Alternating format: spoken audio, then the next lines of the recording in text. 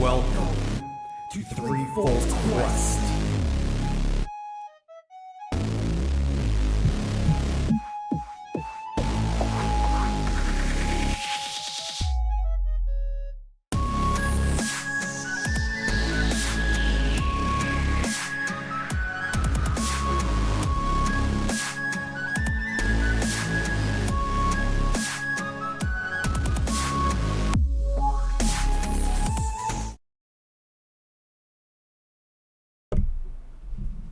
Welcome back, everybody, to Threefold Quest. I am Skylar Gearhart, our DM, and joining me today is Sam Boston playing Locke and Nick Kirk playing Rin. Welcome in, fellow players. On our last episode of Threefold Quest, we joined our adventurers as they had just slain some spiders down in the cellar of the Tortle Tide Distillery. The gang was bloodied but not bruised too badly and chose to press on with their pest control duties, venturing back out into the palm gin plantation looking for some pesky bats in the old grove. Here, our party found 3 enormous dire bats feasting on the fruits in the beautiful grove. Rin, ever the diplomat, forgot momentarily that dire bats do not indeed speak common, and the party learned very quickly that they had little to trade these bats in return for their cooperation. The party got the jump on the dire bats when Rin struck first, sending a bolt of divine energy out at the bats that was swooping down upon them. A battle commenced, and after a series of blows back and forth, the gang was able to convince the dire bat alpha to taste a bottle of very old, very strong palm gin. The bat has low intelligence and chugged a good half of the bottle, causing a poisonous burn to the bat's throat, a burn Locke knows all too well. The alpha, drunk, attempted to retreat to his roost back up in the tree, but stumbled and fell, toppling down to the plantation floor. With the installment of a little bit of chaos to the situation, another one of the more aggressive bats seized the chance to take out the alpha. It swooped down and attacked its own kind. It left the giant, monstrous alpha with a mortal wound, slain. After a couple more rounds of combat, the remaining bats were either slain or fled off into the jungle, and the party ended victorious. With the bats slain, Rin and Locke returned to Coraline at the distillery to collect their reward. Coraline offered them gold for the jobs completed and a small keg of homebrewed palm gin for sparing the life of the bat in the grove. As the party had earned her favor, Coraline directed our party to the Tortle village nearby where they could stay and take a rest if needed. The gang made their way north and through the jungle where they found Raj, the Tortle druid in the village, who appeared to be in charge of some repairs that were being made to a water wheel. Trees that were being chopped down and floating down the river appeared to be lodged in its wheel.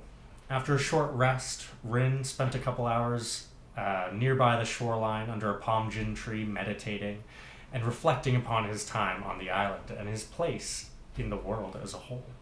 Locke made his way further up the river just a bit and found some 3 little birds who described a dark evil laying waste to their homes and nests in the jungles to the north.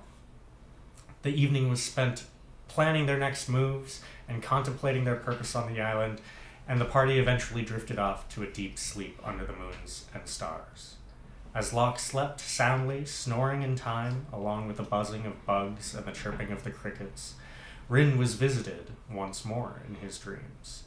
He found himself walking along a path towards darkness and away from the radiance of the goddess Aurora. Along the path, he was visited by Seraphina and her owl spirit guides.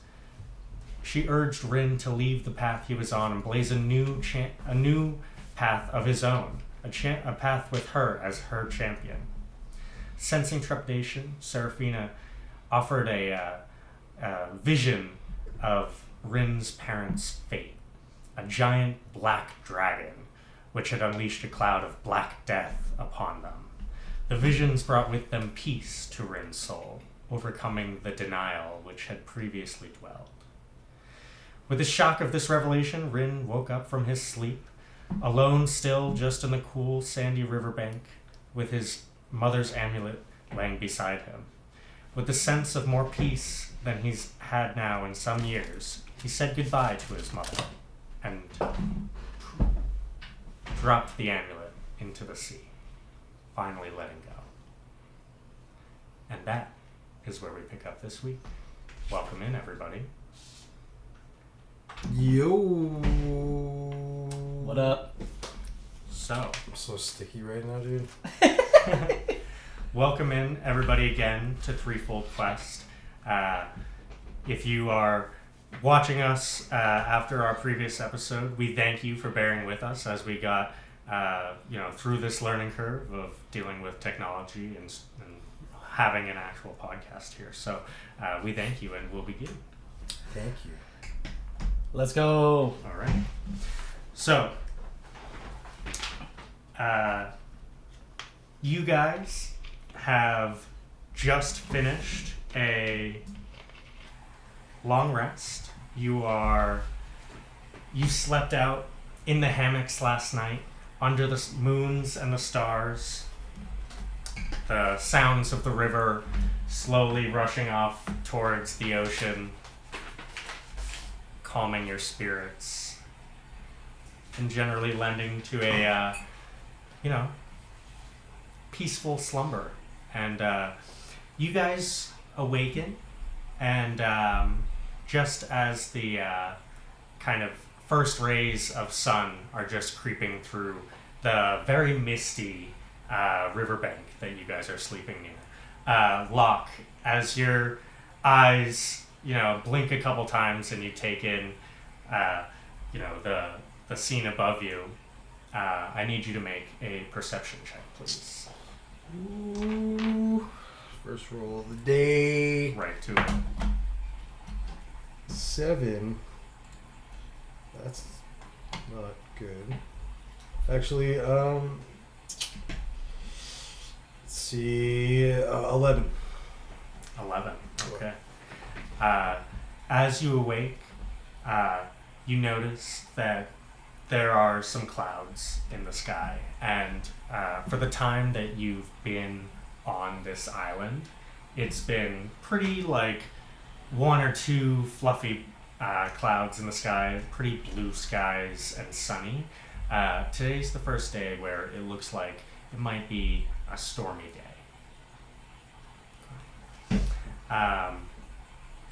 As you awake, what would you like to do?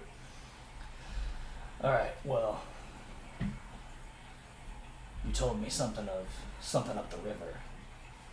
And then we also have some tasks we could be doing, but That's true. I did see a couple bird friends, and they told of a great evil up the river. Seems like something we should check out. Maybe talk to some people around here and get some more information. sounds like a good idea. I feel like we already have the money for our boat ride to the mainland. The mainland. That I can't remember the name of, if anybody wants to tell me. You currently both have enough gold coin on you to acquire passage to New Broken Port. We'll be broke when we get there, but And yeah, We broken the via port. Jack's offer to take you there. yeah. Australian Jack. Jack. Australian Jack. Rattenberry? Jack Rattenberry. Let's go! So, we have the gold we need. Seems like most of the other tasks we might be doing are just little small jobs. We might be able to be doing some good here if we actually figure out what's going on upriver. Yeah, I agree. I think that we should ask around the town. Yeah. I don't even know which way's up. Oh, good morning, Daddy. You hear from the middle of the river, you hadn't noticed until just now. Raj is sitting in the river like pretzel style. The river here is shallow, as it's meeting the ocean further down. And he's just sitting like pretzel style in the river kind of near you guys. And you figure that Coraline maybe told him that has spoken to him. that he should call you daddy. Hello, son! So Pleasant morning today, huh? yeah, he's sitting there and he's smoking what you get a whiff of now in the kind of still morning air. You get a whiff that he's smoking underroot, actually. And he says, "Oh, good morning. How did you sleep?" Oh, I slept pretty well. Can't complain. The hammocks are pretty nice. Don't really support my weight, though. I kind of like pat my belly and rub it a little bit. Is that underroot I see down there? Yeah, we've got a whole load of it. Do you now? I pull out my stash, my leather pouch, and I open it up. It's kind of a little bit light because I gave some to our goblin friend earlier. Mm-hmm. I said I might have to re-up on my stash a little bit. Well, you care to take a walk? Sure thing. Says, "All right. Well, follow me then." And he like picks himself up from the river and he starts just leading you guys away from the village. He's actually walking off to the south, through the jungle. Do we know what which direction the evil was? North. It was north. Yeah. And we're going to the south. He asked if you Go and wanted get some underroot, man. We're still I need some underroot. we're still at like the little place where people were working on the wheel and everything like that. Yeah, so that area Yeah. where people were working on the wheel was more near like the village center. You guys weren't at the hammocks that you guys slept in weren't in the village center per se. They were a little bit further to the east down the river, just Okay. so. You know, like 100 yards or something like that. Not like super far away. Yeah. And he seems to be leading you back south now. Can I opt to let them go for the underroute and stay and talk to people who are working on the wheel in the area that we're at? Sure. I mean, if you want. Yeah. I think I want to do that. I think I want to gather information while you get underroute. Alright, well... And you talk to Raj and get information from him. You want I have no interest in the underroute. Okay. And I've had an interesting... Information? What type of information? He hears me talking to you. Well, do you know what's been happening on the north side of the river? Or any information about that? It's been pretty bad, man. It's been like bad news for a few weeks, maybe a month now. And what kind of things have you been running into? Well, we've got sorry. Recently there's been many of these great trees being felled, and at this point he's kind of walking. He's like, and are you? Yeah. If you're following him, Well, now I'm to walking. him, so he's Yeah, gonna I'm start walking walking down. and talking Yeah. as he's making his way into a jungle with you guys. And as that happens, you start to hear different things. But we'll get to there in just a second. These trees, why are they being felled? What's up there? Well, I think it has something to do with, and he says, occasionally we have men or women or adventurers or talented people, wealthy people, that come to the island of Tortle Shoal. And when they come to the island, sometimes they have ambitions. And Ambitions are never a good thing. well, years ago, we had something set in place, an accord, to protect the island and its people. Hmm. The Accord is responsible for what you see back at the port, at the bazaar. So there's protected lands, you're saying? The Accord of Tortle Shoal protects the natural inhabitants of the island. Okay. And it's a self-enforced accord. The ruffians and pirates that you see down at the Shell and Scallywag and the Luau Lounge, if they see someone marked against the accord, we leave it to them to take care of those people. I see. So somebody's in the north, and it seems like they're breaking this accord. Does this accord protect just the inhabitants, or does it protect the land and the creatures that are here? It protects the entire island. And those that are responsible for breaking it must face a trial and then their justice. So who's up north? Who is doing this? Who's cutting down these great beautiful trees and sending them awash like they were nothing to begin with? Could be anyone, really. In the past, it's been merchants and traders and barbarians from the north. Now, is that downriver or upriver? Is what? Upriver. So it's coming this way. The trees are floating. Yeah, that's true. They're coming down Yeah, this way. the river flows Yeah. south, and then as it gets to the Tortle Village, it Yeah. goes to the east. Mhm. If you watched the first episode, I screwed east and west up a whole bunch, like Patrick. I thought you said west. But forget that. Left, right, east, west. That's all the So same shit. you would assume, even not knowing who's the cause of the calamity you've been facing, that they're in direct violation of this accord. In these situations, people in violation of the accord, however infrequent, when they are brought before us, they face trial and then their justice. But what they're doing would violate the accord, is what I'm saying. It would appear so. And how long have they been doing this? How long have they been desecrating this land?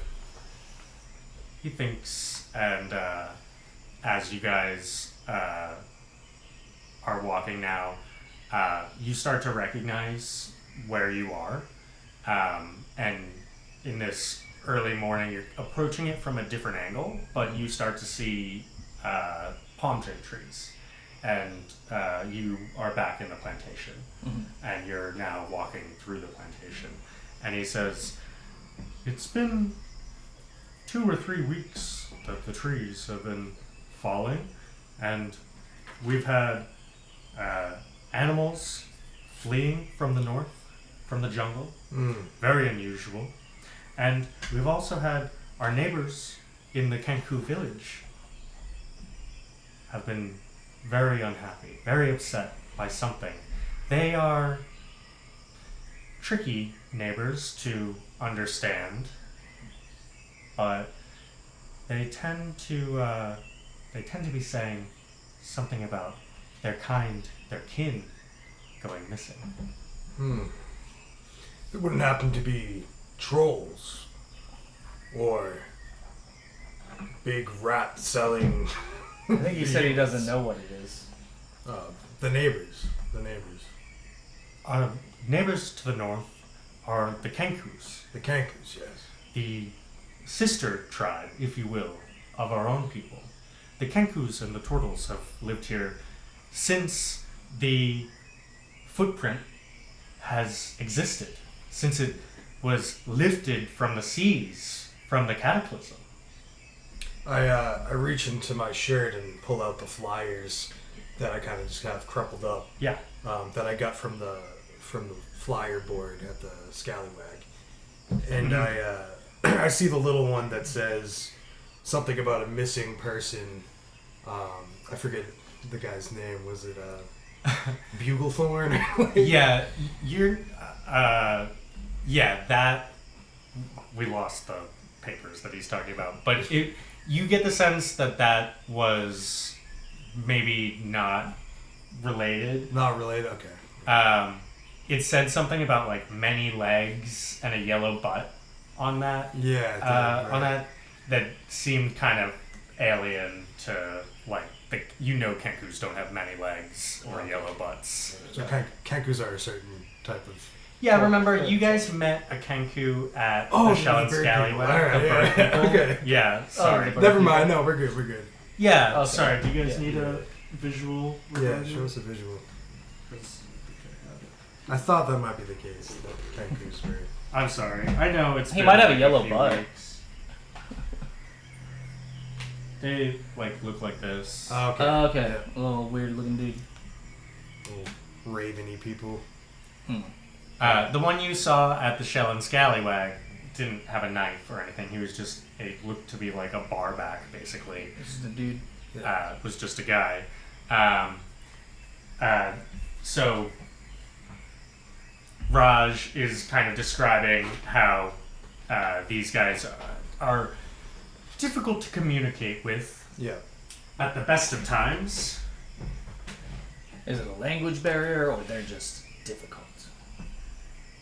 Well, it's hard to explain. They don't exactly speak the way we speak. They more mimic what they hear. Okay. Do you, other than North, do you have any information on, like, do you know where the events that are happening are happening? Like, where these people might be who are causing these problems? He says, well, I'm not much of a... I might be capable, but my people really need me here. You see, I'm kind of the social and spiritual leader of our village. But if I were going to go, I would probably follow the river, since that's where the trees are coming from. Follow the trees to their source, and perhaps you could find out where it's all coming from. No, is there an active, like, bounty for solving such a problem within the city? Well, we would never ask for, a stranger's help. You see, the Accord protects the island, but we rely on all of the visitors of the island to enforce it for us. You see, long ago, there was many different people that tried to conquer this island, and our people had to adapt this strategy to, defend ourselves. Basically, we provide hospitality to the would-be travelers around the world, and in exchange for that, they provide us with muscle, with protection. Yeah. Someone who's found to have broken the Accord would be marked, kind of like me. And you look again at his tattooed shell and torso, right? And he says, but the mark looks a little different. And the travelers on the island, they usually take care of those ones if they see someone with that mark.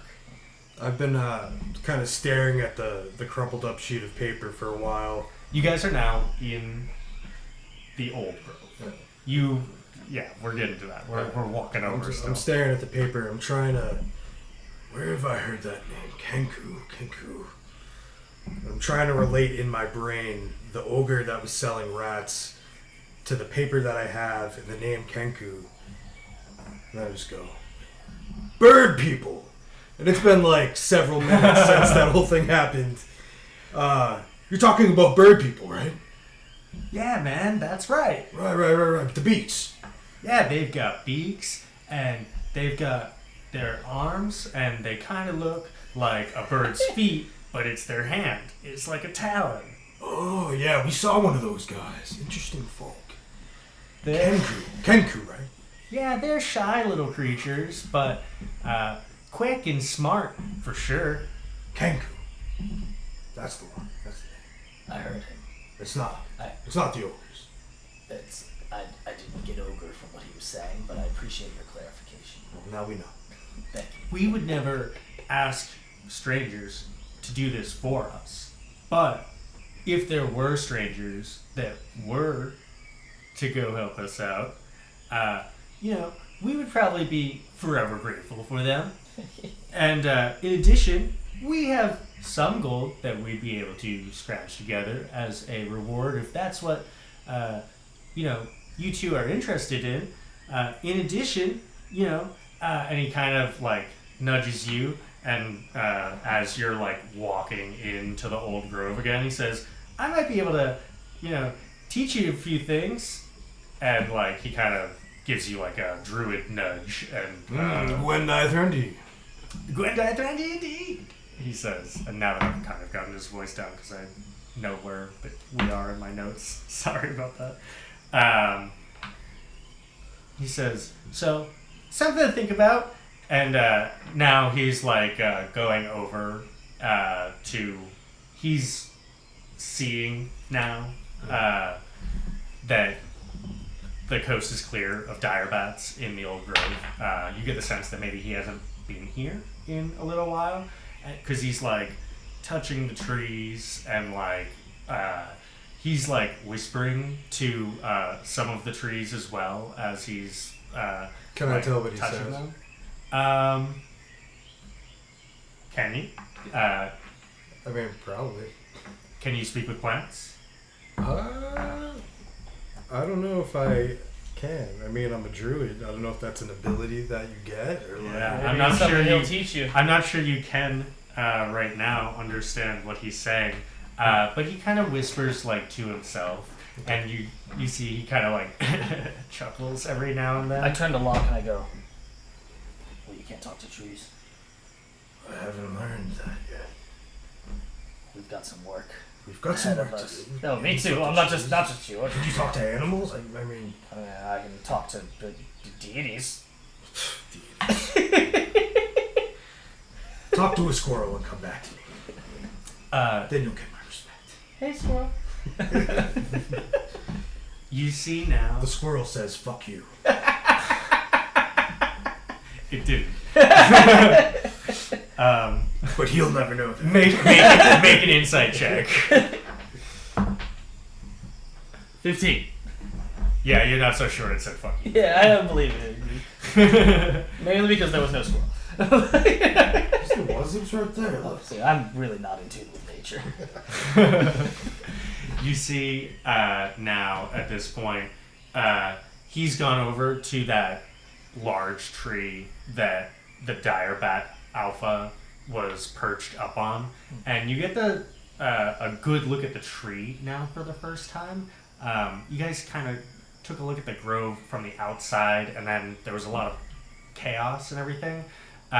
He kind of leans over to where the tree is, and at its trunk lays the two dire bats, and he touches both of them, and as he does, you see him kind of push them down and just straight into the ground, like both the bodies just shoom. And he says, well, thank you again, Daddy and Daddy, for helping us with the bat problem. He says, now I can harvest all of this. And you see, like, the largest tree that's there has these roots much wider and larger than any of the other trees there. And underneath a couple of the roots that kind of are exposed out of the earth, he tucks, and you can tell they look a little bit different than what you're used to underroot looking. And he says, try one of these. And he quickly like slaps his hands together, and he hands you like a powdered version of it. Oh, it smells amazing. I have like underroot powder on my nose a little bit, and I just immediately grab my pipe and just scoop it in, like not even being careful, and just like light a little bit of fire. And when I light the fire, I get kind of nervous, and I'm looking at this fire like I haven't really looked at it before. But I just go ahead and I light the underroot, and I take a big pull, and I start coughing, and snot kind of comes out of my nose a little bit, but I just wipe it with my arm. I go, oh my god, this is fantastic. Well, I'm glad you like it, but you ever try it like this?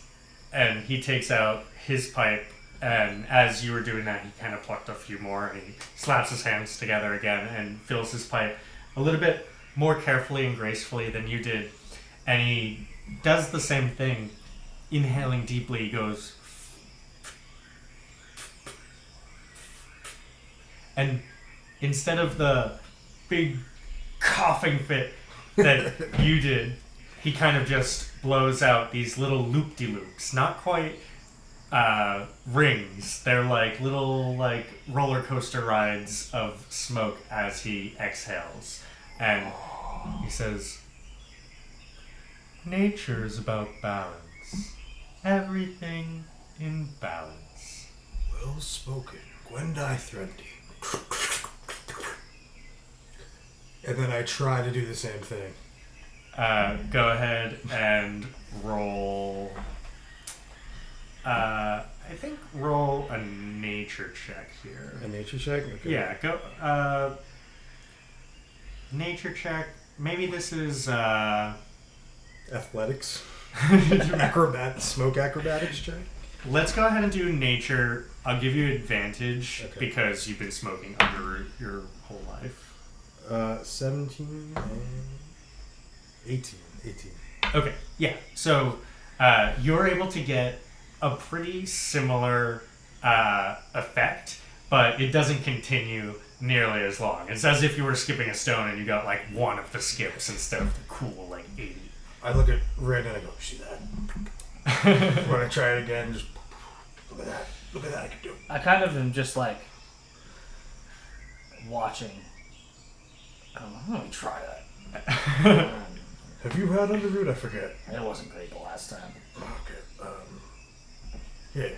And I kind of ash out mine, and then I take my old stale stuff, and I just pick a little tiny bit for him, and I hand it to him. Okay. I'm gonna try this loop too.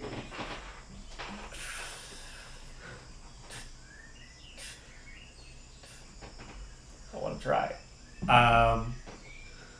Roll a Constitution saving throw. I'll give you advantage because you've tried this before, so you know it's coming. Yeah.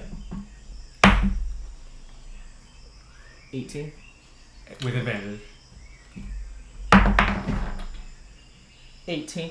Okay. I rolled a 1 on the second one. So with an 18, you're able to not have a coughing fit, but this is pretty. It's still pretty harsh, and you're like,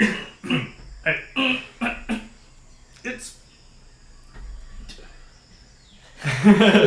Does he do the loop-de-loop? No, I didn't have a chance. It like barely like just trickles out. Oh, you didn't see that? you looked away, Locke.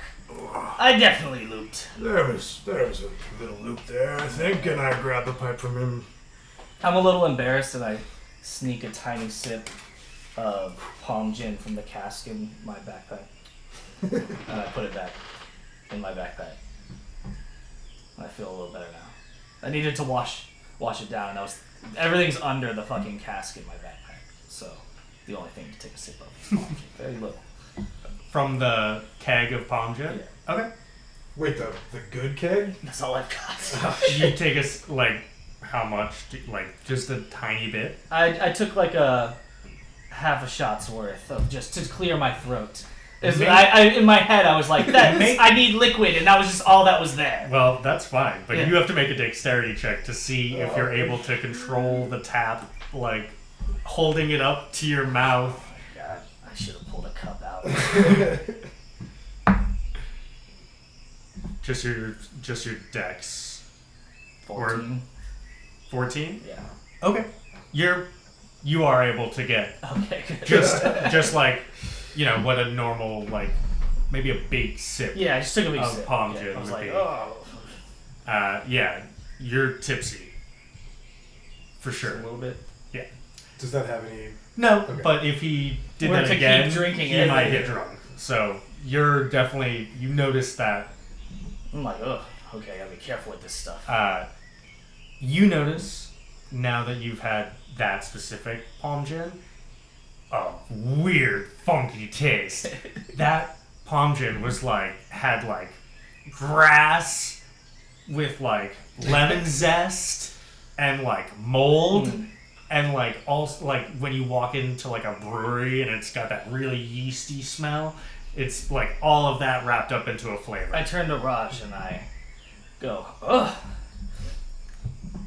I had some of that palm gin back at the Luau Lounge, and this is nothing like it. What's the deal with this stuff? He takes a look and he bends his whole head over to see in your backpack, and he's like, "Oh well, me and Coraline made that back in the village. It's a extra special treat. It's got the same alcohol content as about 5 times what your normal palm gin would be." And you know that from your experience at this point, strong.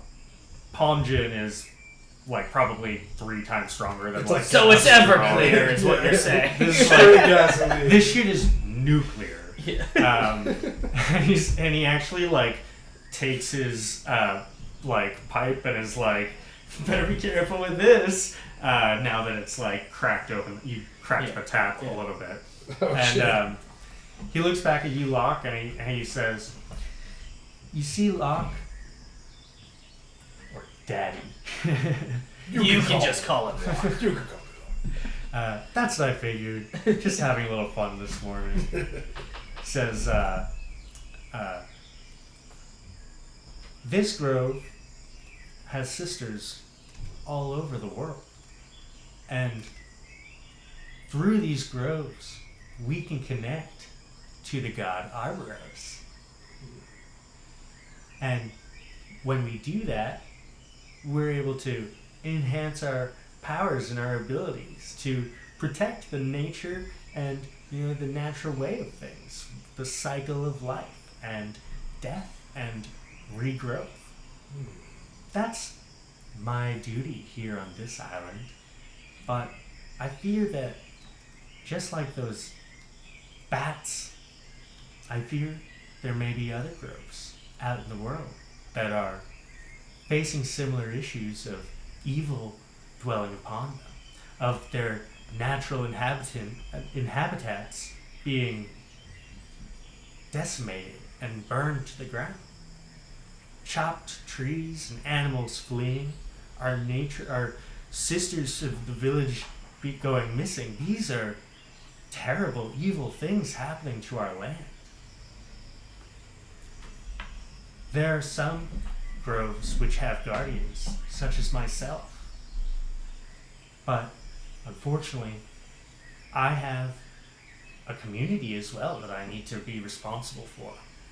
When Raj mentions him being the guardian of his grove, I clench my fists, remembering my grove that I left behind, and all the animals in trees and waters that I swore I would protect, and that I had to leave behind, or else it would all be put to fire.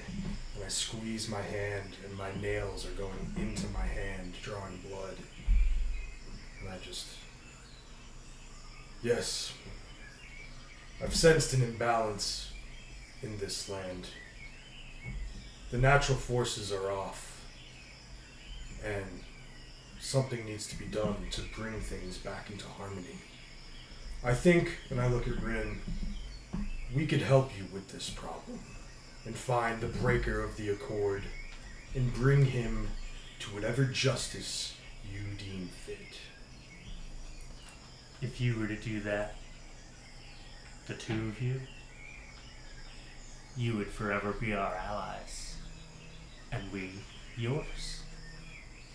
And he gets a pretty big smile on his face as he's kind of thinking about, being allies with the two of you. Thinking back on what he said, was intrigued by his mention of the spirit god, whatever they Arboros, yeah. And say, I noticed you mentioned Arboros. I myself am a cleric. As a child, I trained and studied under the goddess Aurora. Do you know of any other gods? Yeah, man, there's plenty of other gods. There are 7 last I count. Do you know anything of Seraphina? He thinks for a while. Seraphina is always with us. Not many people tend to share her religion, but her presence is just as important as everything else. Without Seraphina, there would be no regrowth. And regrowth and death are just as natural as light and life. Okay. Thank you for your information. It's my pleasure. I think that if you were to investigate this, we would be able to reward you handsomely. If you brought us the perpetrators, whoever is behind these deeds and breaking the accord, we would be able to reward you even handsomely. Nice.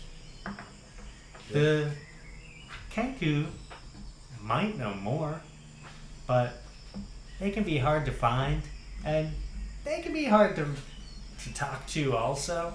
It might be kind of a waste of time. They barely talk to me, and I've known them for anything 75 years. Maybe we will talk to them. Maybe we'll need to confer. It seems like there's still some investigating to do, but we'll find out. What do you think, Locke? Should we just start moving upriver? Seems to be I think the best course of action. There's a sense of urgency that I'm feeling. And we might come across some of your bird people. My bird people. I just you found seemed their- excited just about found out them. their name 10 minutes ago. That's why I said yours. You seemed quite happy about it. I am intrigued to learn more about these Kenku, but I think our path lies upriver. I think we should get started as soon as we can. Well, I think he was saying that they might be near that area. If we come across them, Yeah. we'll talk. Yeah. They can be difficult and shy. Great. Alright, we turn back and Yeah, you guys spend the next 5 minutes or so, and as that conversation's happening, he's collecting a sizable pouch of underroot for you. He replenishes your entire supply with this nice fresh underroot, and he collects, as much for himself as possible. And you guys make your way back. One thing you notice, just real quick, as we start walking back up north, I hear the kind of like rippling of the leaves, and I hear kind of the wind blowing, and I think about Arboros, and I touch the scar on over my right eye, and I'm just thinking about Arboros. Yeah. Do you ask? No, Okay. You didn't. I just touched the scar. Okay. Remembering. Okay. And I move Just on. for sake of clarity, I have not spoken to Sam about anything that happened to me last night. Or to Locke. Just so you know. Yeah. Yeah. So my question kind of came out of nowhere in that situation. Go. Yeah. All right. I'm just saying. Yeah. I don't know if that was something that was... Yeah, I'm not gonna tell. Oh yeah, you definitely didn't. You definitely didn't tell me.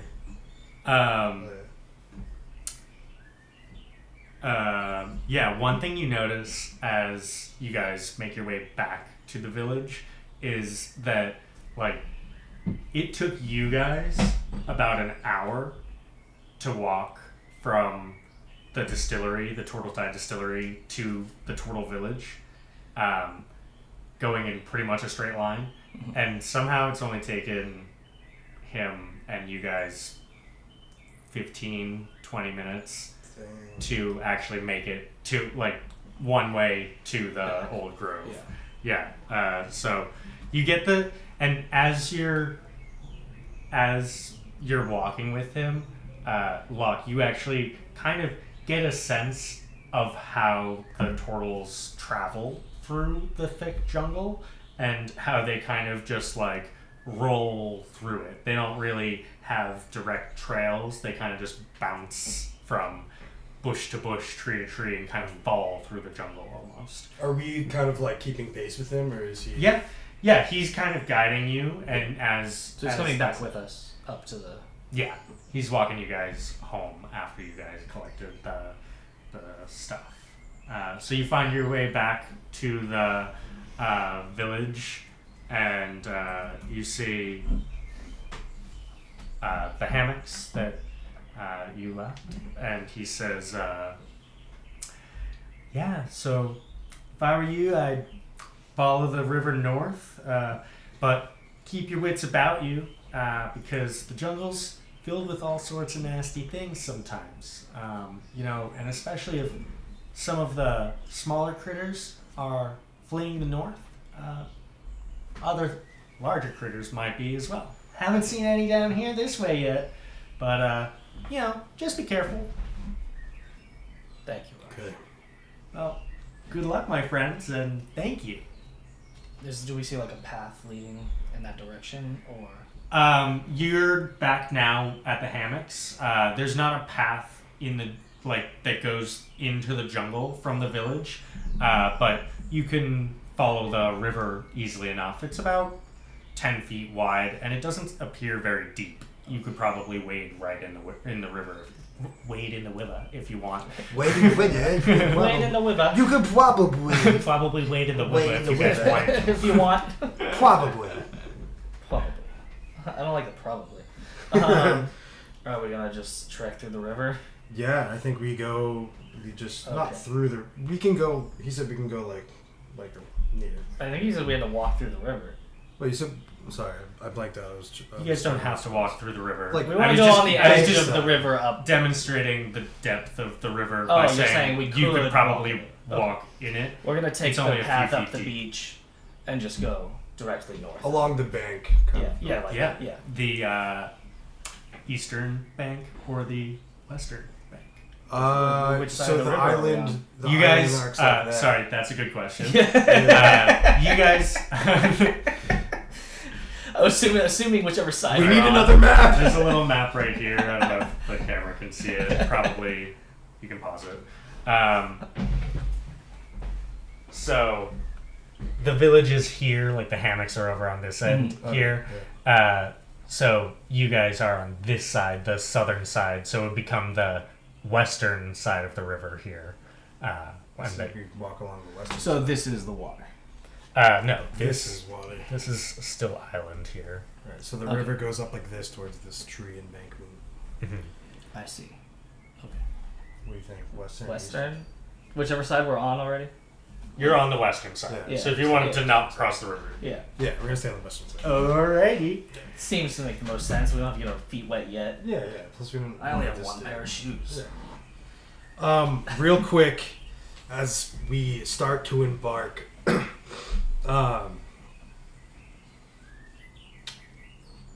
I kind of stretch like this, like, and then real quick I go all down on all fours and turn into a wolf. How long does that last for? Pretty sure like an hour. Yeah, 1 hour.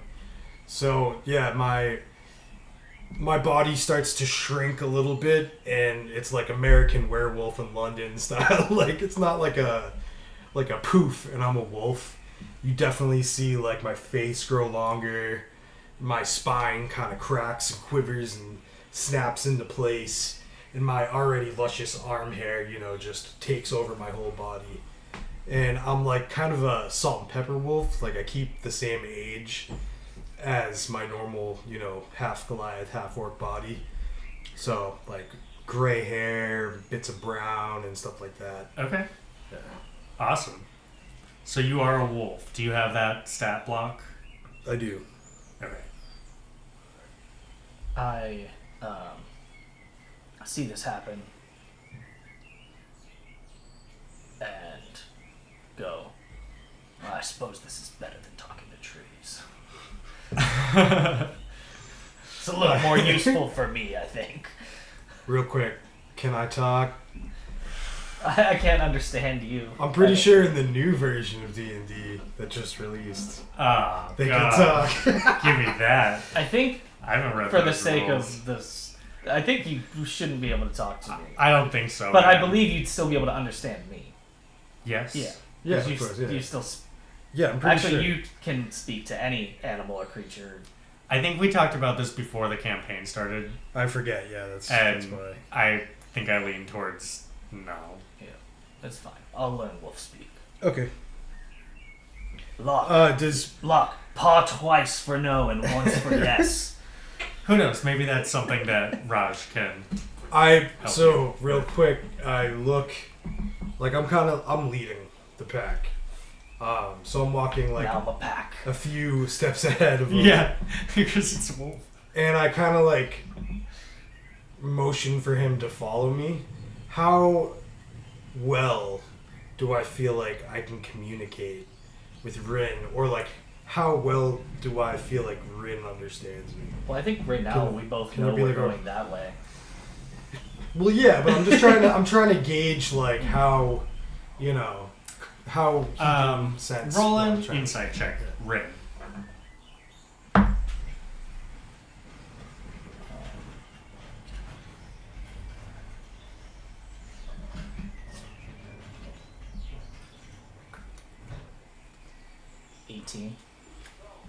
Okay. You understand. You see Locke give you kind of a wave of his muzzle and turn this way, and you figure he means we're going this way. I follow him. I was trying to get some shit out of you, but it's alright. I was trying to weasel my way into something. I think most of the time we'll probably have to roll for that. That's cool. Alright. Yeah, it's like really I think if you can make a like motion, Yeah. that a wolf could make, I feel that would like- be understandable. If I was a giant toad, he'd probably have a harder time Yeah. knowing what I'm saying as opposed to a wolf. Yeah, some things are a little bit I more. mean, if your dog was anthropomorphic like, "Let's go than this way," other things, and Yeah. you would if you're know a if your spider, dog he's wants gonna to have go no over idea here. what you're saying, Yeah. right? But if you're a wolf, Yeah, you can move your head and Okay. Yeah. you can even howl. Yeah. Just grab me and pull me that Yeah. way, like with your mouth. I will say it's a that pesky dog. I will say, sorry to cut you off.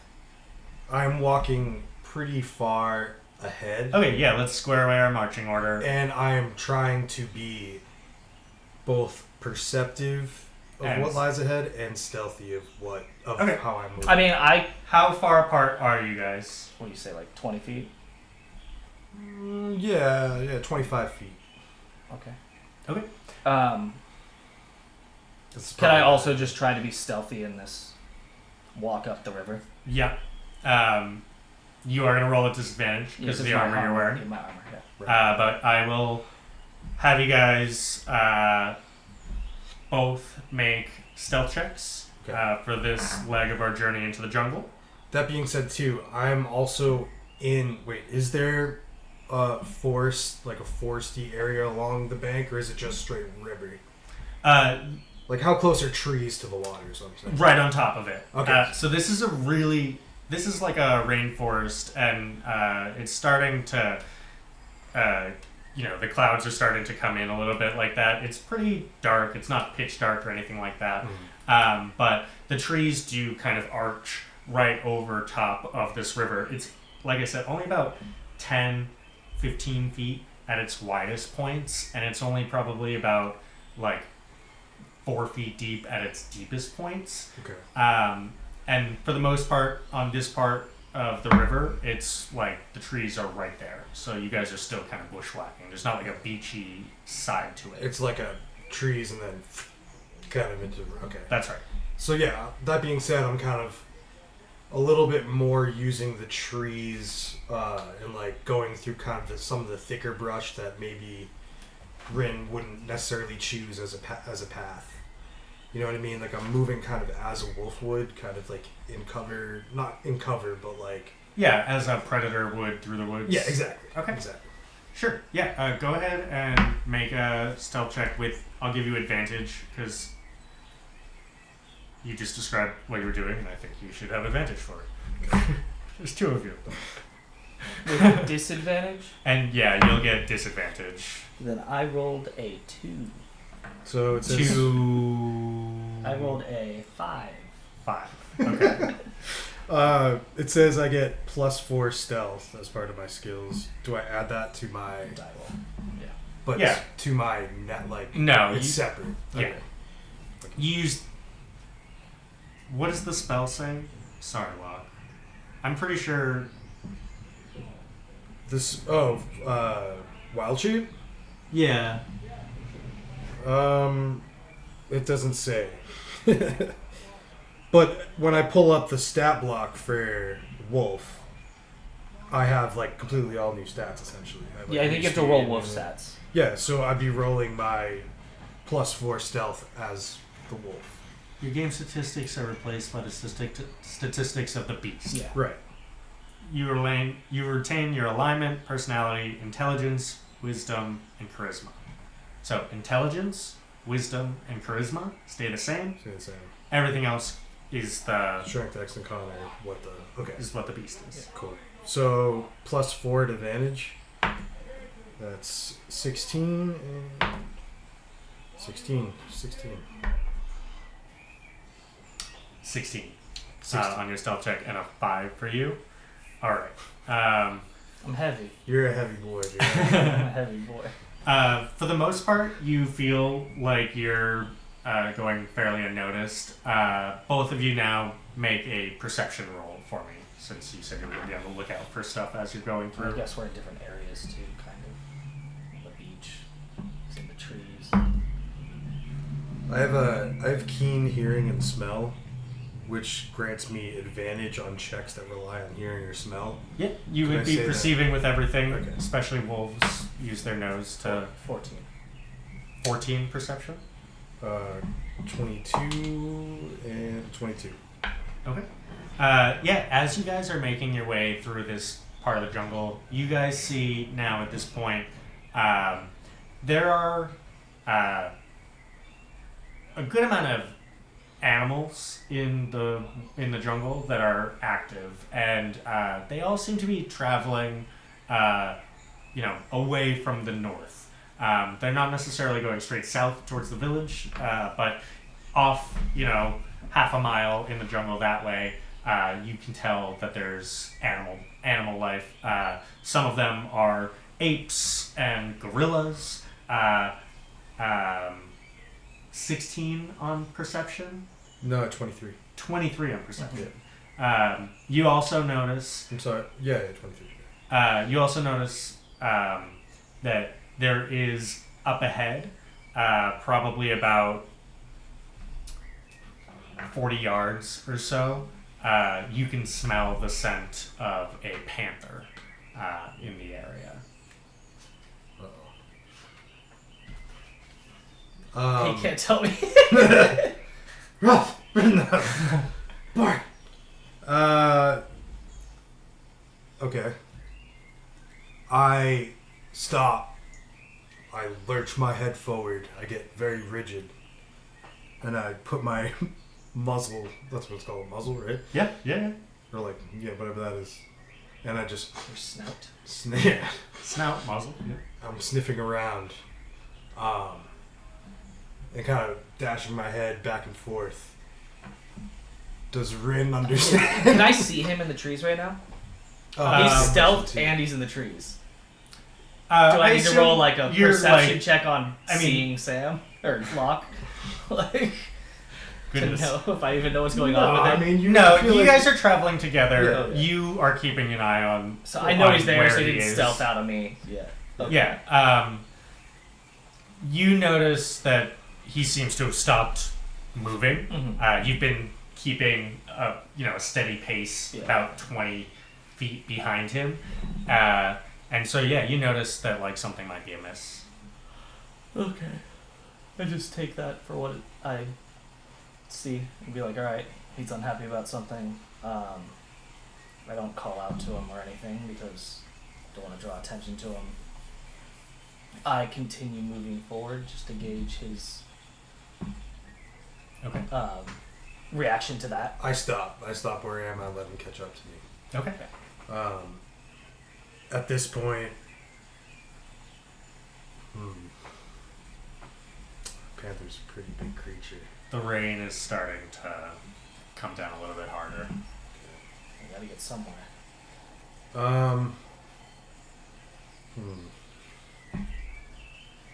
Alright, I kind of like arch my back, kind of like you see like a cat do when it's scared, but it's a wolf this time. And then I go up all on 2 legs and just turn back into my half Goliath. Okay. And I look at Rin and I go, panther up ahead.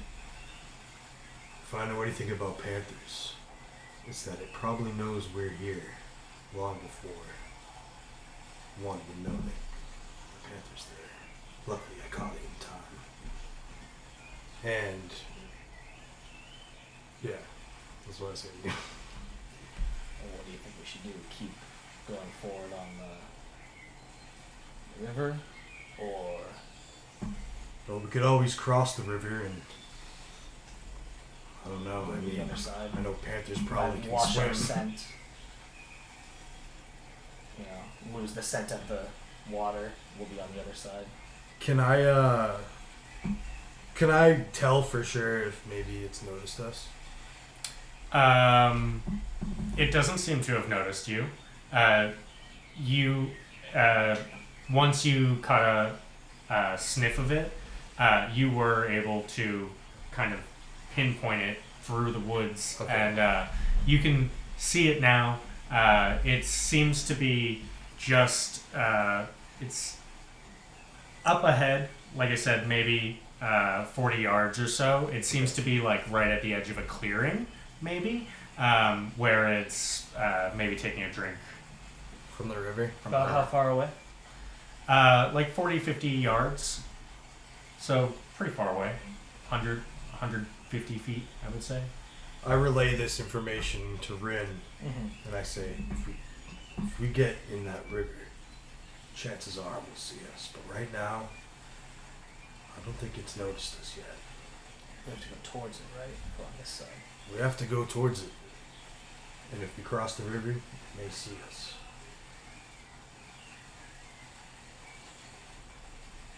Why do you think it'll see us? Because it's in the river.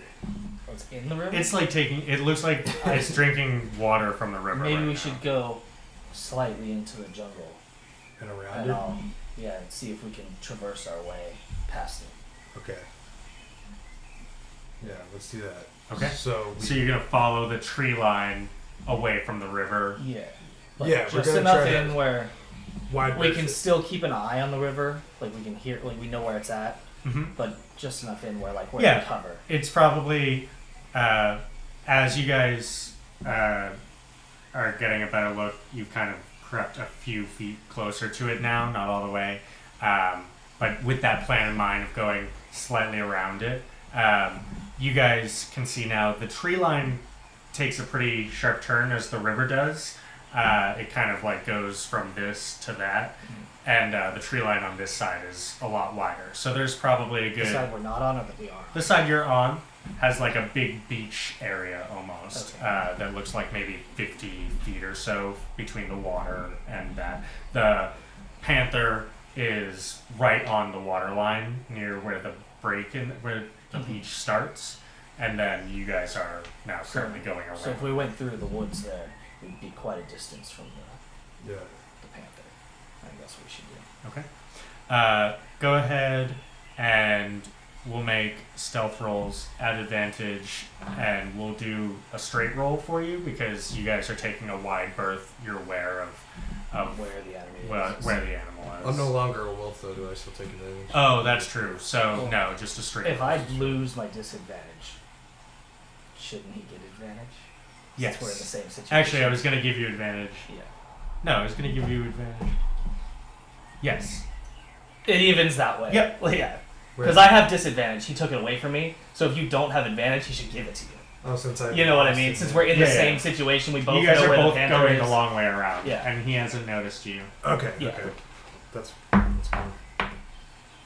16 and 16. 9, I think. Still not great. Yeah, you guys make your way around, and it appears the Panther continues drinking. As you guys are now probably halfway through this beach, you see that the Panther is just drinking, and he's not giving you any mind. He hasn't noticed you. I think we're in the clear. I kind of whisper.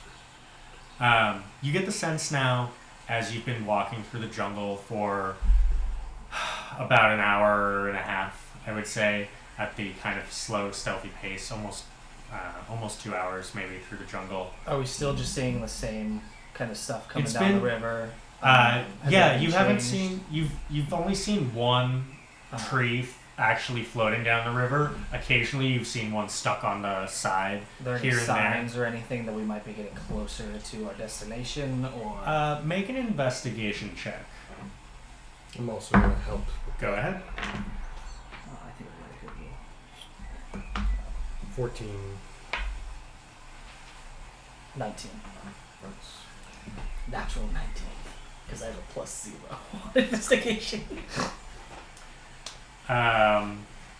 Yeah, you don't notice anything on your travels that look anything except for jungle. Jungle and Just river. the river, and that seems to be it.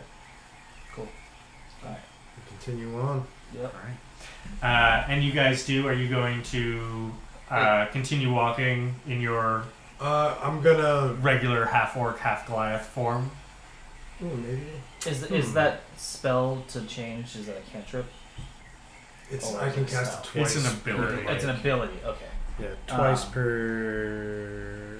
Look, I think if you're more Resets. Goliath, I maybe should take point on this one. Nice. So I should be in the front. If you're not a wolf, Yeah. is what you're saying. Yeah. Well, I can move through this forest a little better than you, undetected. But That's true. You are stealth one, and maybe we should stay ahead for now. I didn't think of that. I go. You rolled way better than me on stealth. I'm gonna turn back into a wolf. You do it anyways. Yeah, and I lead on. Okay. Same as before. Alright. About 25 feet ahead. Okay. Go ahead and make group stealth checks for me.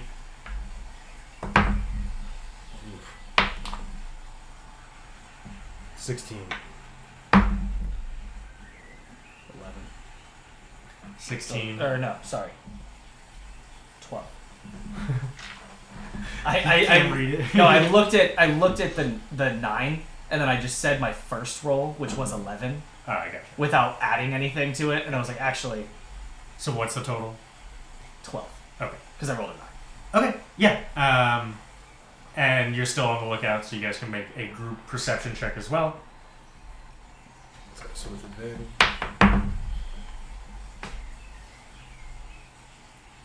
22. Okay. 12. Keep rolling doubles. So Yeah, as you guys make your way back closer towards the river, so that you remain following it, you guys travel for another 2 hours. This is a thick jungle, and as you get further north, it appears to get thicker, and the rain starts to get a little bit more intense. And going is fairly slow, even though you're not traveling great distances. When you get to a certain twist at the river, goes back towards the west of the island, Rin, you notice up ahead a large clearing in the jungle. It appears maybe 200 feet in front of you. You can see where it's dark in your area from canopy cover. It's like open. How would I find out if I have like a favorite terrain? You do not, I didn't think so. because you're a cleric. Interesting. I was thinking because I was a wood elf. No. Possibly I there think was some that's- sort of I think in D&D that's a ranger. it's a range. yeah. ability. I know like barbarians do sometimes, or maybe it was the fact that they were like a Goliath. Yeah. That's like mountain. Yeah, I didn't know how it worked. I just hadn't thought about it. Yeah, I know. If you can find something in your sheet, then that says it. I had no idea. But I don't think so. I didn't know if think you that's knew for it was you. somewhere, and then I don't think I have it. But I was like, I'm from the freaking woods. Well, Should I know how to traverse them? You're from the woods. This is very Well, much a jungle. that's true. This is a little bit different than the environment that you're used to. Yeah. And is definitely more jungle than you've ever been in before. Yeah. So yeah, you guys see a clearing up ahead. You don't see anything else. Just 200 feet that way, there's a big opening on the eastern side of the river that light is coming down from the sky. I think we should approach cautiously. Lead the way. My wolf friend. Oh wait, I don't say Because that it to you. seemed like Fuck. it seemed like you wanted to go that way cautiously. No. You I get down and I kind of start like creeping a little bit, like. I mean, Yeah, you do and like I'm to just still yeah. staying 25 feet from you at this Yeah. point. And we. Well, you're the one that noticed the Oh. clearing up ahead. There's a clearing up ahead. Okay. You want to go cautiously towards the clearing? And when he says this, I go down and see this Sick. moving really quietly. No. That's so funny. Yeah. So Okay. I'm going cautiously, Okay. and I'm just Yeah. following him. You guys get to a point where it looks like you can see now as you get a little bit closer. There are some folks in this kind of field, and you can see that there appears to be a path leading up, like a pathway leading up to kind of a ramshackle wall. It looks like a half-built wall almost, but it's on the other side of the river. do they have any insignias or uniforms that they're wearing, or are they just? You can't tell from this distance. Nothing glaringly obvious. What are we talking? Like humanoid? Like they all humans? appear humanoid. You're pretty far away from all of the Okay, people, so and you're they're still in far. the jungle. Okay. You're kind of at the riverbank. Across the river is this pathway that's maybe another 20 feet towards where this So wall. they're across the river. Yeah. Okay. Do we want to get closer and investigate? I think we should. You can't talk to me. That was me. That was me as a person. Yeah, I'm gonna remain stealthy, and I kind of like do the head thing where I flick my head over. So they're far enough from the river where they may not see something crossing at this point, or Yeah. No one's paying attention to you. No one sees you yet. okay, And but you're not sure what would happen if you came out of the clearing. the clearing. Hmm. Make Can I move up, or I guess I'm already next to you since we've been talking. Yeah. So I'm next to him on the edge. Can I kind of see if I can tell if we might be able to get away with crossing without them noticing? Like, at our current stuff. Like, can I see how much, like, their distance, how much they're paying attention? Like, can I roll perception on that? you guys wouldn't have to roll that. I maybe am not giving you guys a great. If we're just like basically, it's like like what are our chances of crossing? Yeah. They seem like they're this wall and pathway is maybe like 25 feet from the riverbank. Okay. The people you see are much further away in the actual clearing. That you're right at like, you know, if this is the clearing, you guys are like here, and there's all this. You see people kind of like over here. Okay. I still turn to Locke and I go, maybe we should move a tiny bit more up and then cross and come back down the path. So like we cross not in the direct view of the path. Yeah, I nod and I start walking. So we're basically going further up. Yeah, maybe Okay. like another A good amount. 60, Yeah. 70 feet up Yeah. and then crossing the river. Okay. Yeah, and you do, and once you cross the river, there's clearing. And so, are you trying to be stealthy? Because it would just look very silly if you were. I'm just wondering how you approach the situation. You're So I crossing the assume river. we're already. Yeah, We're trying to do it quietly. we're trying Yes. to not be noticed, but Yeah. that's why we went way further up the river and then crossed, like Okay, almost where, out like, of the sight path of the is. clearing. All right. Yeah. Let's do something, guys. Okay. Clear the table. We're just like, how the fuck do we do this?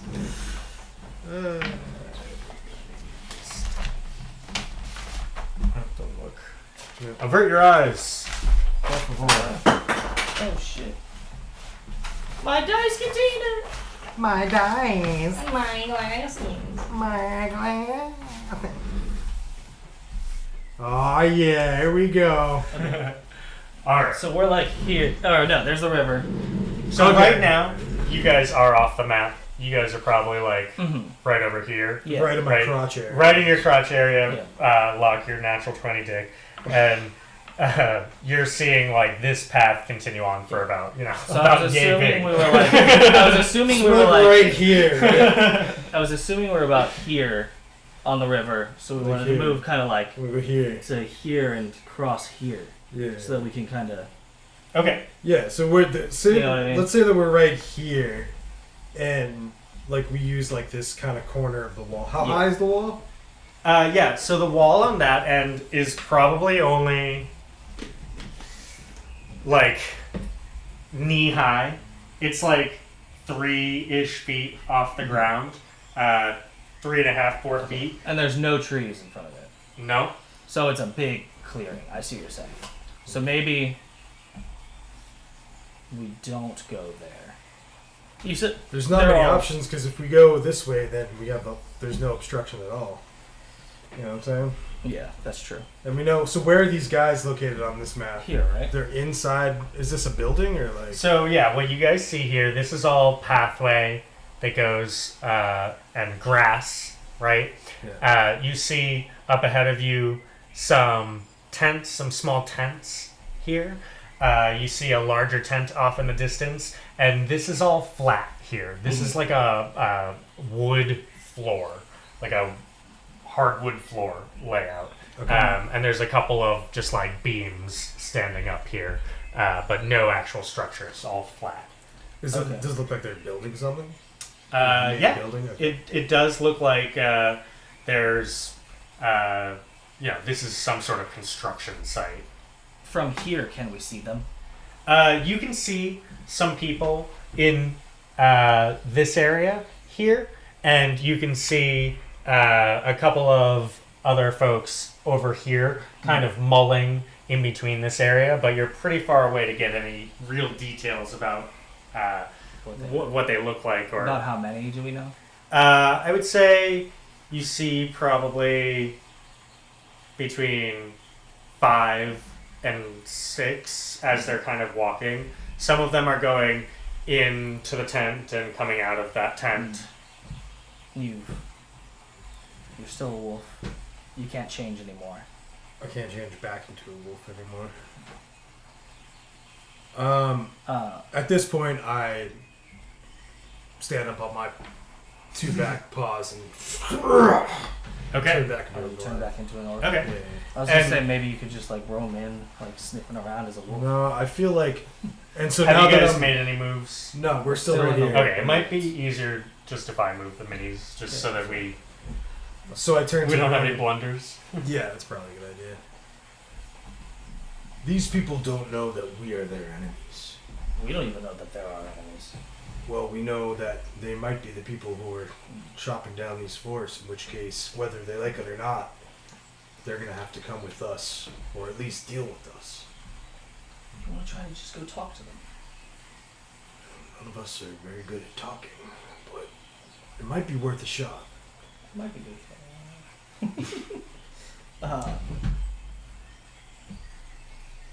Are you good at talking?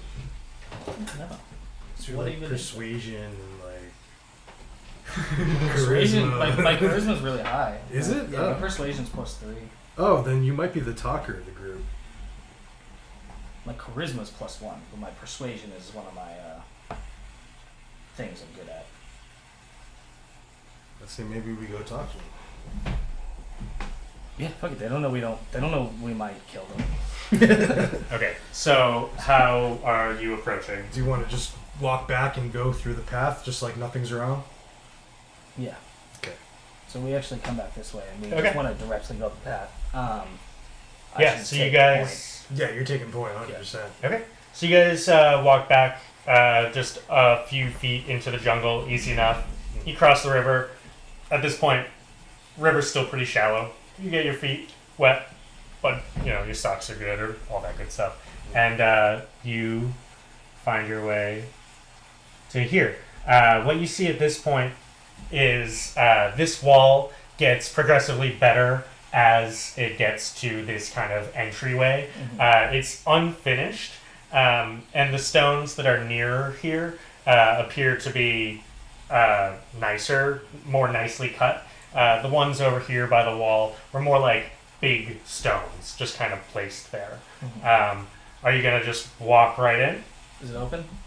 Yep, there's nothing. You notice that one tile that you're, the stone steps that are leading up to this has that engraving that looks like, I don't know, it looks like Like a money bag? a money bag. Money bag, I wasn't money gonna say it. I bag. was gonna see if you guys could get it. What was the name of the bird people town? You were looking for the Kenku village. Kenku Village. Okay. I kind of no cares in the world, like it's very normal. And when you do, how much gold do you have in your inventory? How much gold do I have? How much gold do you have in your inventory? I don't know. Oh, fuck. 112. you are blown back 5 feet prone, and you take... What the hell?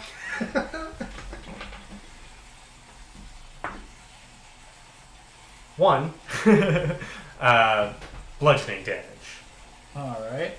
And I as don't think we can walk in there. as it blows you back, you hear it says, "Broke bitch." What the fuck? And it appears to not let you in.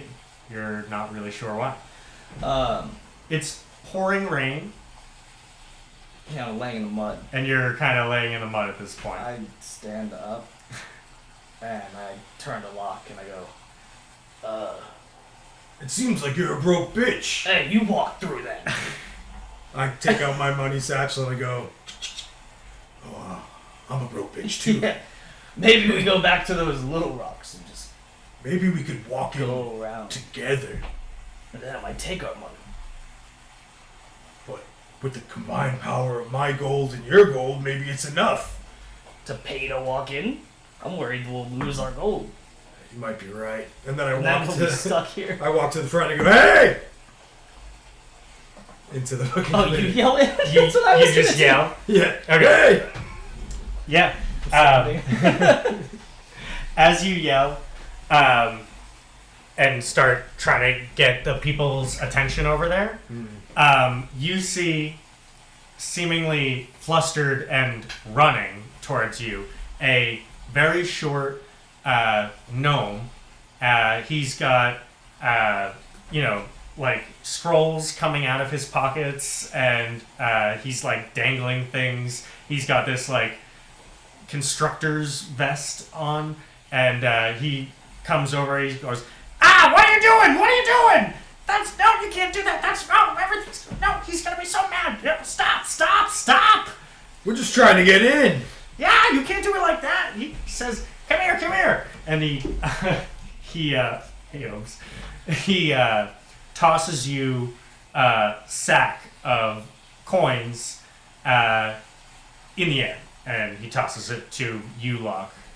Okay, you want to just keep it and go around the fucking...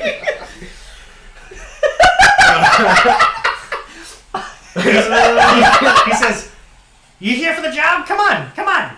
Oh, there's a job. One at a time. Come here. How much is this? That's none of your business. Come Well, here, if you want the job. Is that payment for the job? That's just to get in the door. Is the job paid You're gonna more ruin than the this? security system. Come on, guys, you're killing me. He's gonna be so mad." I walk through. Okay. Yeah. No. Great. Now just toss him the bag. I toss him the bag. I catch it. It feels heavy. It is heavy. There's a lot of gold in this bag. I go, walk through the door. Don't leave me here with this gnome. Can I tell about how much gold is in this bag based on the weight of my gold satchel? No. There's no way. You can't even roll a 20. No. It's a lot of gold, but you have no way of guessing. You're just holding it in your hand. It's more gold than you have in your pouch. Yeah. Can I peer into the bag? Yeah. Okay, I look into the Hey, bag. what are you doing? Come on! I'm curious! You're here for the job, right? This is part of the job. Just start working. I looked into the bag. Now do I have an idea of how much gold is in the bag? No, I mean you're looking at a bag of gold. It's a pouch. It's hard to like. That's like telling how many jelly beans are in a jar from just opening it. It's a lot of gold. It's more than in your pouch. I go, we're here for the job. I walk through, and as I walk through, I try to snipe some gold out of the bag. Oh my god. Make a sleight of hand check. Just a straight sleight of hand check. I won't give you disadvantage, even though you have no background in trying to do something. That's like a lot of this. gold. I don't have a lot of gold. I don't know what's going on. We're I will say going to that spend you're- all of our gold before we get to the new city. Yeah. We're going to have no money. I'm standing in front of the. No, this is that. Yeah, and it's pouring rain. Okay. I'm sorry. All right. Just trying to help. What? I will a 21. Oh shit! Okay. Yeah, you're able to, with the help of Locke and his 7-foot form and his big frame, and the fact that it's pouring rain and you are stepping in behind him, the fact that like Locke turned around to talk to you gave you this moment where you were able to snag a handful of coins. Go ahead and roll me a D10.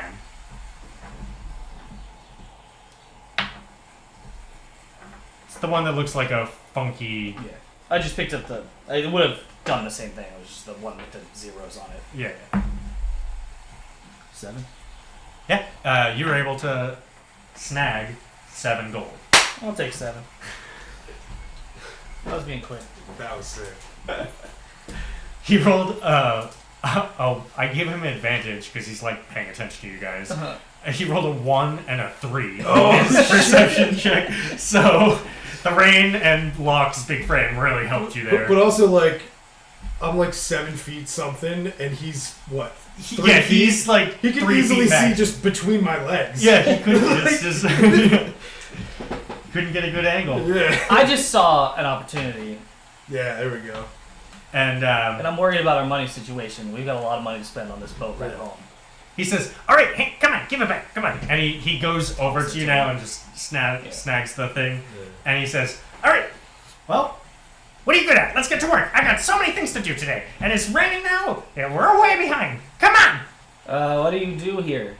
Well, I'm the foreman. I'm the manager. I'm the architect. Come on, this is all my stuff. Don't you like it? And he like pauses for a second. And is like, It's beautiful. Quite the collection of stuff, I would say. "Yeah, it's beautiful here. Better days to come." And he says, "Well, what are you good at? Can you dig? Can you move things? Are you really strong?" I'm very weak, and I cannot move anything. He looks at you in disbelief. He These says, muscles are purely for show muscles. I could barely move this backpack over my shoulder.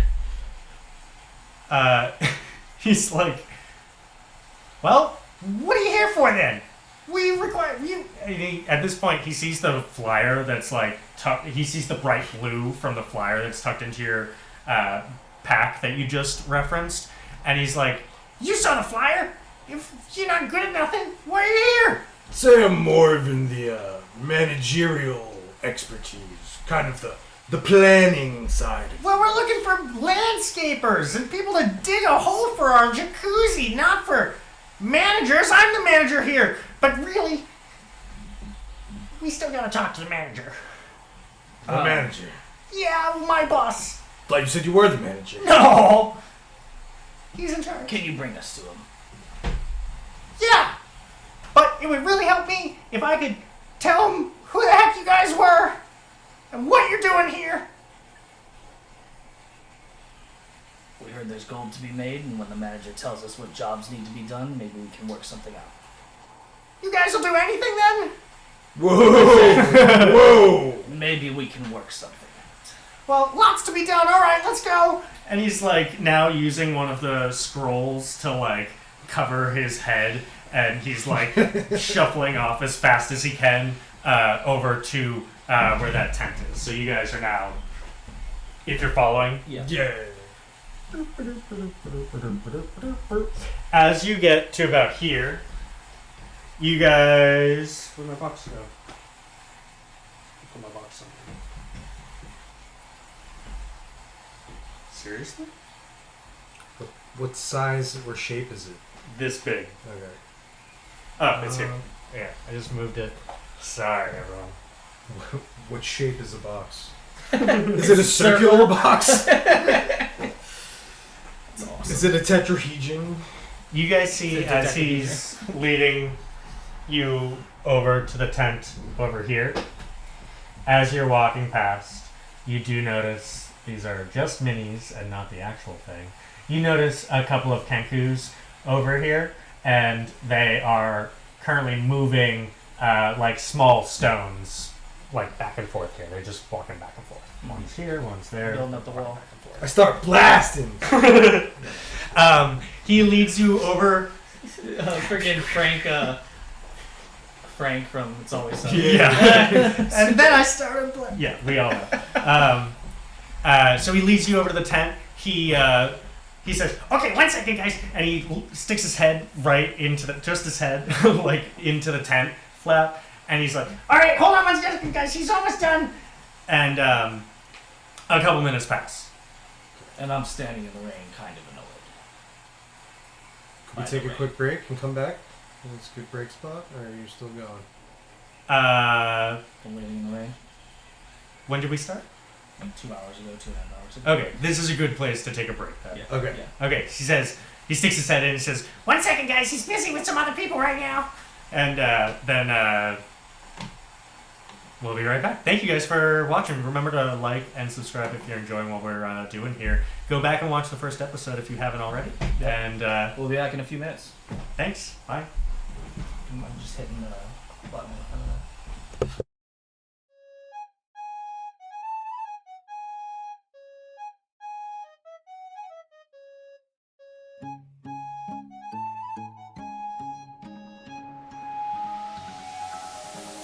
Welcome to Threefold Quest.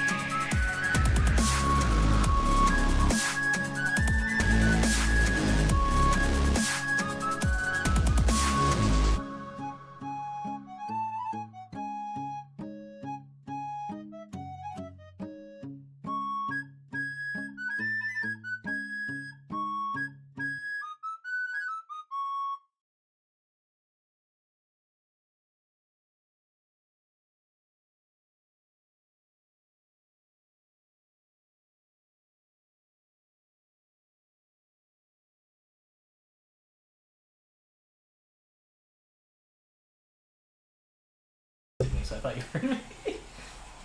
Okay. Welcome back, everybody. Hopefully you can hear us.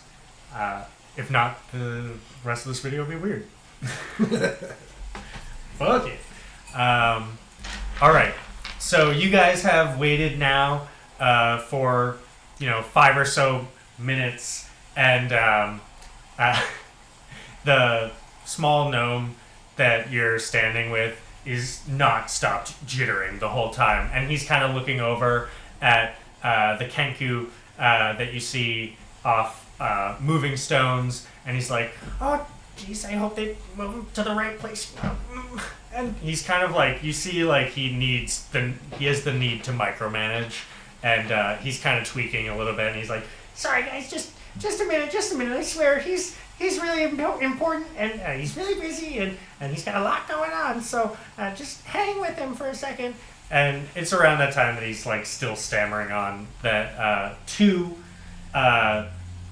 humanoids walk out of the tent. You see the first one has this big great axe on his back, and he's walks out with ha ha ha, like, "I told you you'd be rich," and he slaps the other guy on his back, who's significantly shorter than him. They're both human, but one seems to be almost as tall as you, Locke. Almost like, that 6.5 feet type area. And the other one, much shorter, about like 5'6", 5.5 feet tall. And he's like, oh yeah, that's 5 gold. That's more money than I've seen in a day ever. That's incredible. I can't wait to get started.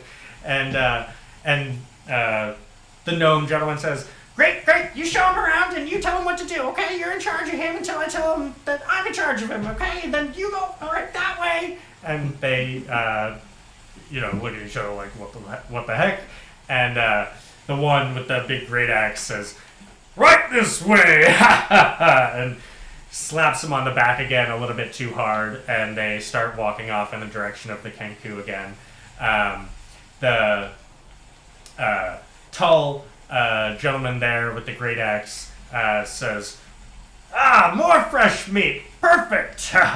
We'll get this done in no time! And he looks, eagerly to get on with his work as they walk in. The dwarf, sorry, I keep saying dwarf, I think, but the gnome gentleman that you guys are standing with says, all right, go on in, tell him who you are and why you're here. We walk in. Yeah. All right. I'll let you lead. Yeah, so I'll walk in. Because you're the first. top. Yeah. So you guys walk into the tent, and you see in front of you this elegant-looking dragonborn. His skin and scales are white like snow, and he peers up from his desk. The tent you're in is about 15 feet square. On one side, there looks like a nice little cot set up with what appears to be bedding. Mm-hmm. And there's some chests and shelves with some equipment on it, and you see him sitting in a small chair behind a rather large cluttered desk, and he has spectacles on his long nose, and he looks up and says, hello there, welcome, come in, have a seat. As we walk in, do we notice any markings on him as if he could be what's causing what's going on downriver? Is he marked? Is he marked? You said the person who's usually breaking the whatever is marked. I said that when someone breaks the accord, they are marked. Right, so he... is there That's any... what I mean. If someone...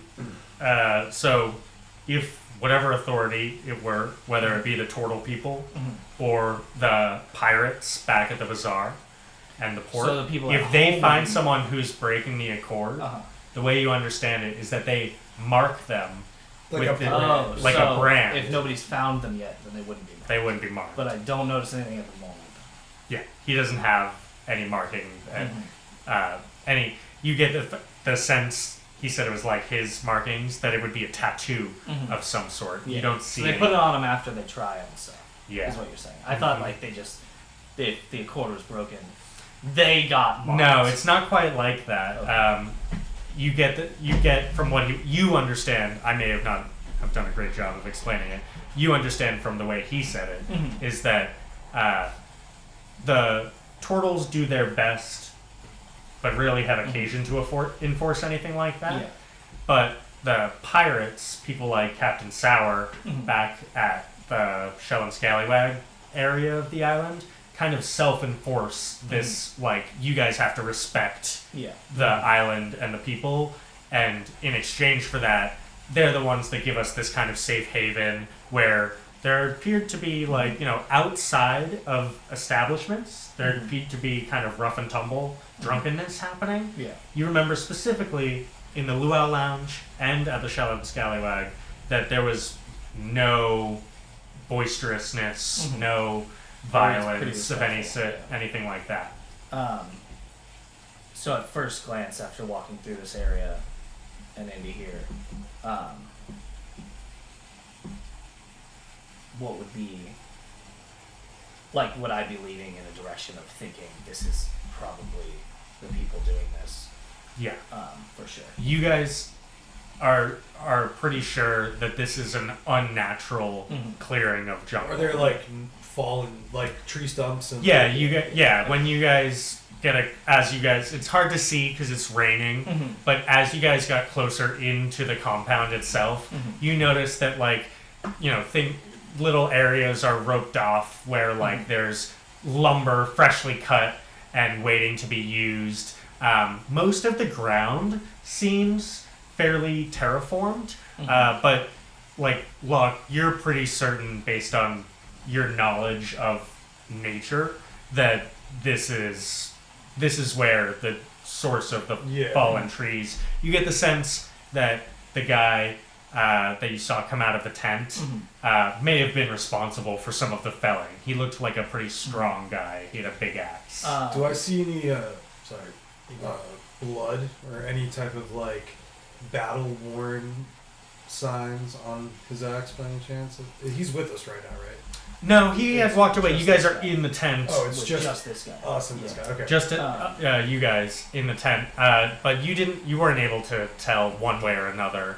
It was on his back, and he had his front to you most of the way until he was far enough away in the rain. Gotcha. So we're in a closed tent with just him right now. That's right. It's slightly less rain. He's sitting at his desk, essentially. Yeah, he looked up and greeted you, bid you to sit down. Then you guys started asking me a bunch of questions. Yeah. We gotta know exactly where we are. I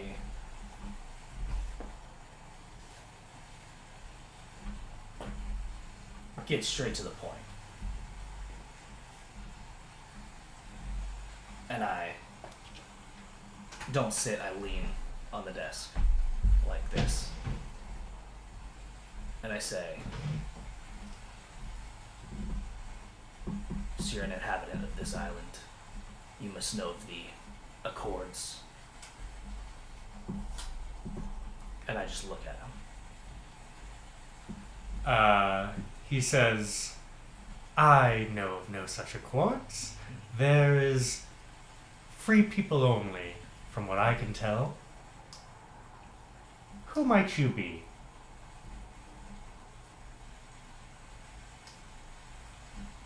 We. I noticed Rita's just kind of staring at him. We are enforcers of such accord. My name is Locke. This is Rin.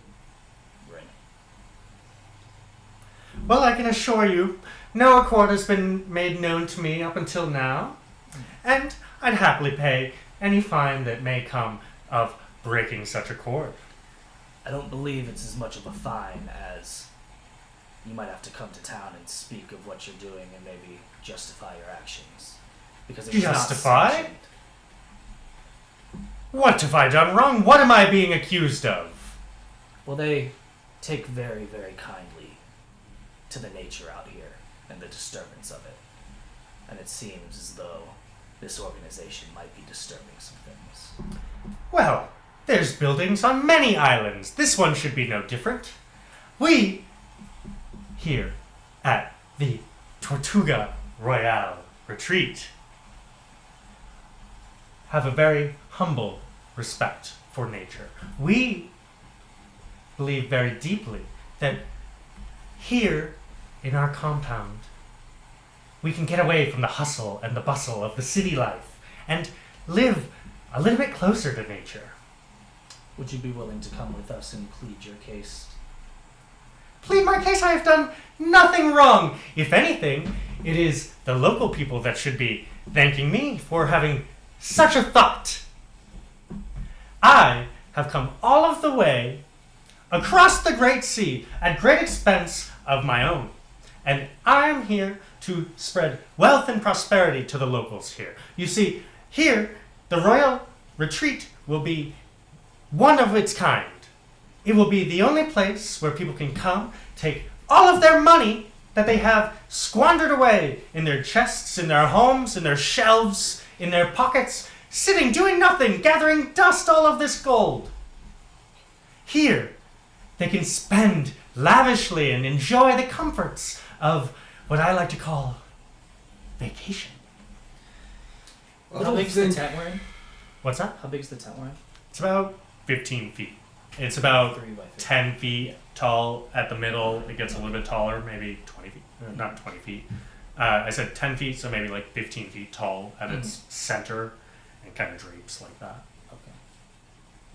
I don't think you quite understand what we're telling you. All this talk of vacation and free enterprise, that might be good where you I'm talking about, clearly you have no idea what I'm talking about. I'm talking about... I do. Look at these trees. I'm talking You about have found. stimulating the economy, encouraging tourism. I'm bringing wealth and prosperity as well. There's many trees on this island, and I've only taken just a few now. Just a few. Have you seen the land that you have called outside? Have you seen the critters and the creatures and the birds fly in fear of your axe? I don't think you know what it is you've done here, but I do know one thing. You are going to come with us. I don't think you're understanding. The bottom line is, you have broken the law of the land that you chose to stand your feet on, and you will follow that law.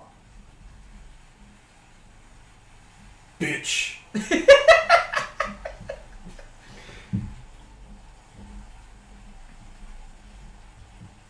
Okay. Still talking. You guys go ahead and roll. You can choose intimidation or persuasion. Okay. I appreciate that. I think, Rin, that's a persuasion check. You're... He was being more intimidating. Yeah, and Locke, that's an intimidation roll. You guys role played to your strengths very well there. 18. 17. Okay. He says, well, the way you put it seems a little extreme. I don't suppose we couldn't make this all go away. You see, I had no idea there was so much commotion that you described based on little trees. You broke our friend's wheel upriver. I have no idea what you're talking about, but I swear I can make reparations.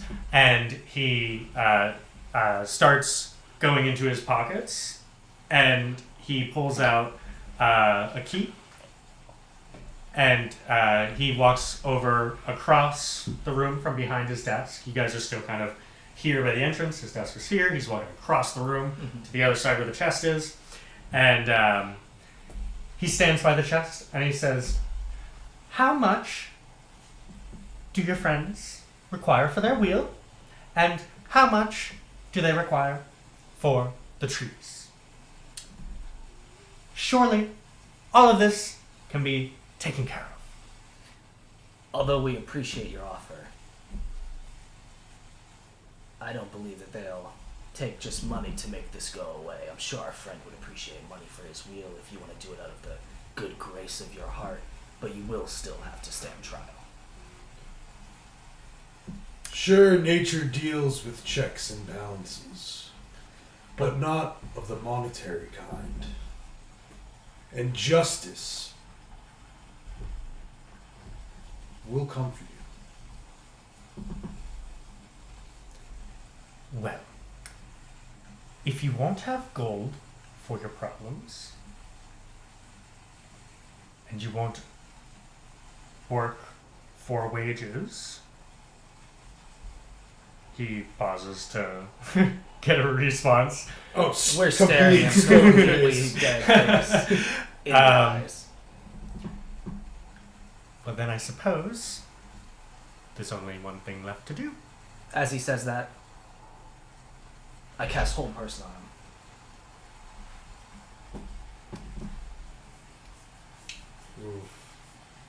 him. Make a dex check for me.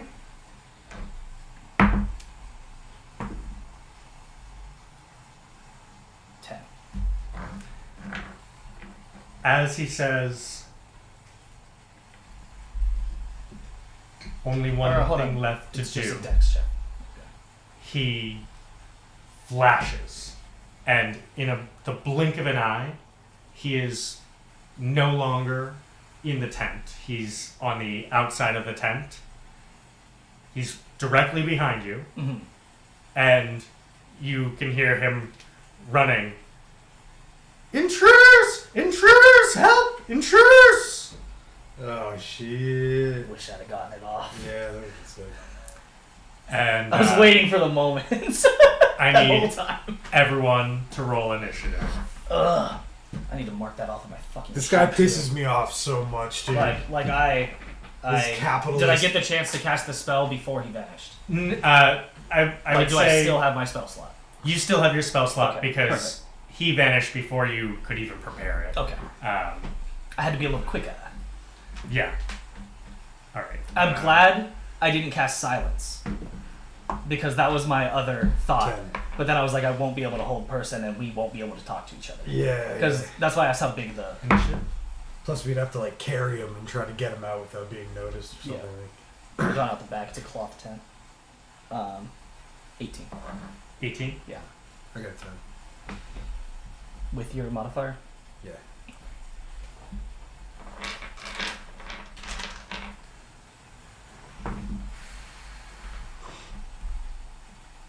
I tried to take care of it in the tent. I wasn't sure what he was gonna do. Like I didn't either. he gave like a mage like magic spellcaster vibes. That's why I was thinking silence, Yeah. but he could have then ran. yeah. Like, we would have been. And I couldn't have casted another spell because I would have been silenced. Right. Right. You know? All right. Let's see if I remember how to. We're Run positioned combat. well, hopefully. These guys are here Oh, that means like exactly what you. and here.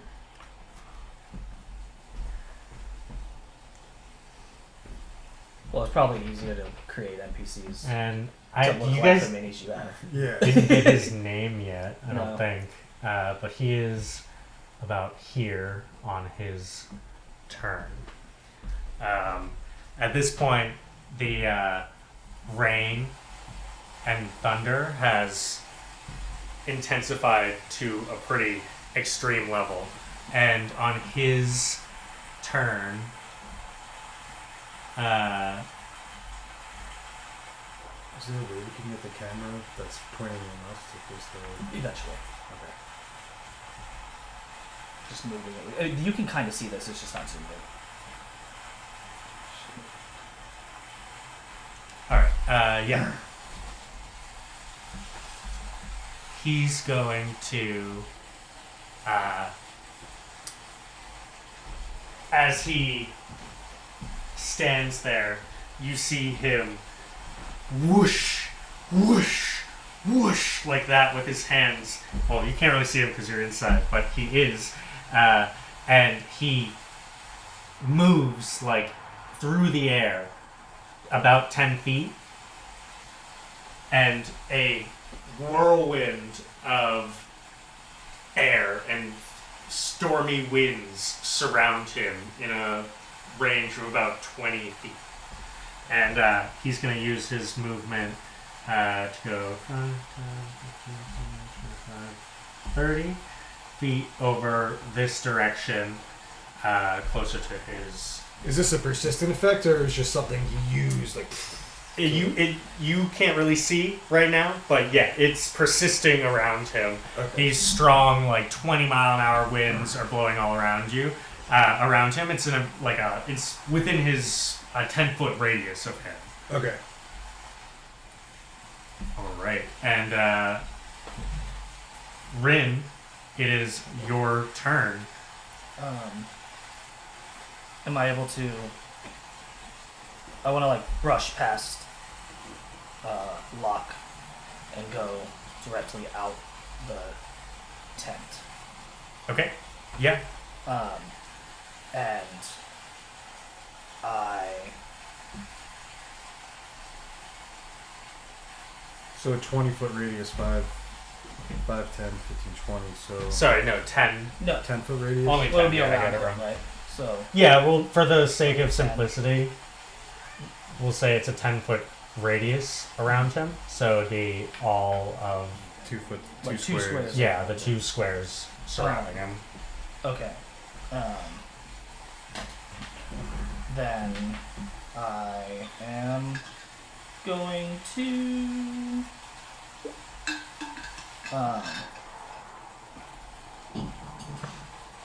again. I believe. Let me just make sure I can.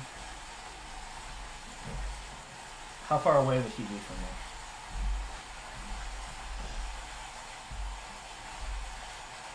It's 25, 5, 30. What's the hypotenuse of that? Huh? You're like 45 feet away. 45, 50 feet away. Okay. Then, I'm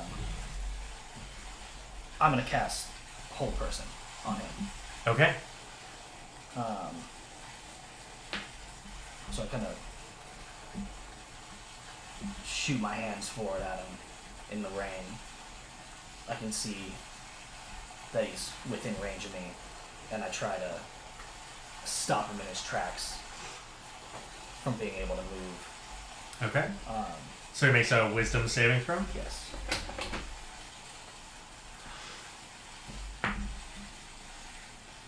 What is he looking for? 13. Okay. He succeeds. And, yeah, so it has no effect. That's so annoying. Sorry, buddy. He rolled a natural 14. Plus 0, but natural 14. And then just make sure.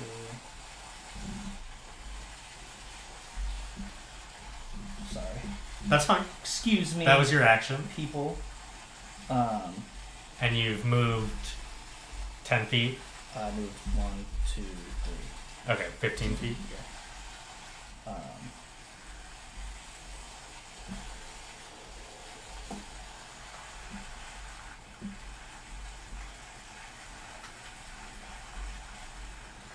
That is all I'm gonna do. Okay. Yeah. Next up is Locke. So you guys are next to each other in initiative order once again. Okay. I'm gonna move through. What's my speed?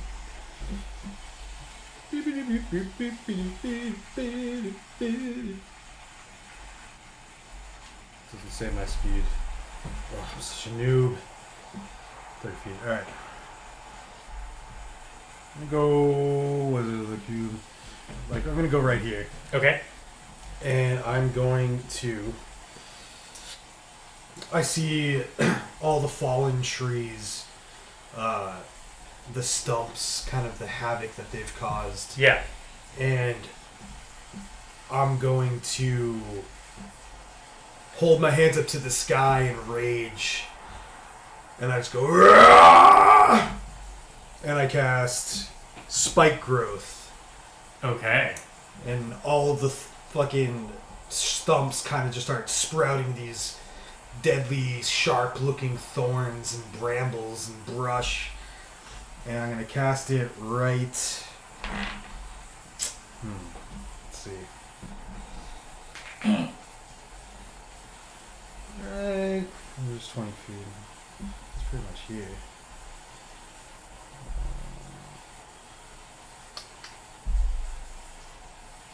And cast it right here. So currently it's a 20-foot cube. Okay. Or a 20-foot radius centered on a point.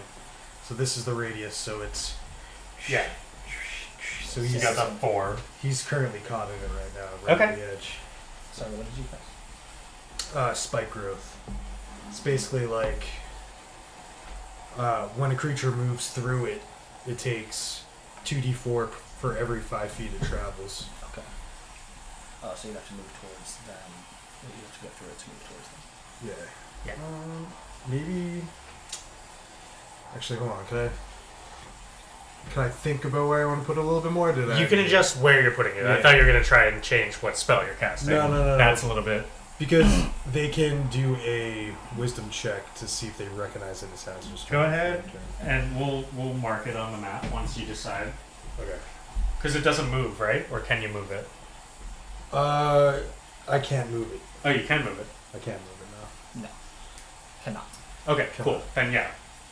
So if I cast it here, then it'll take care of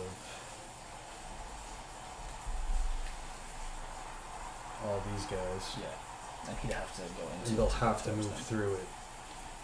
And they'll automatically take damage. And then he'll be barred off from Mhm. going that way. So where do you want? 20-foot radius. Yeah, here. Right there. So 1, 2, 3, 4. 1, 2, 3, Oh, it's 4. huge. You were thinking it was smaller, I think. 1, 2, right. 1, 2, 3, 4.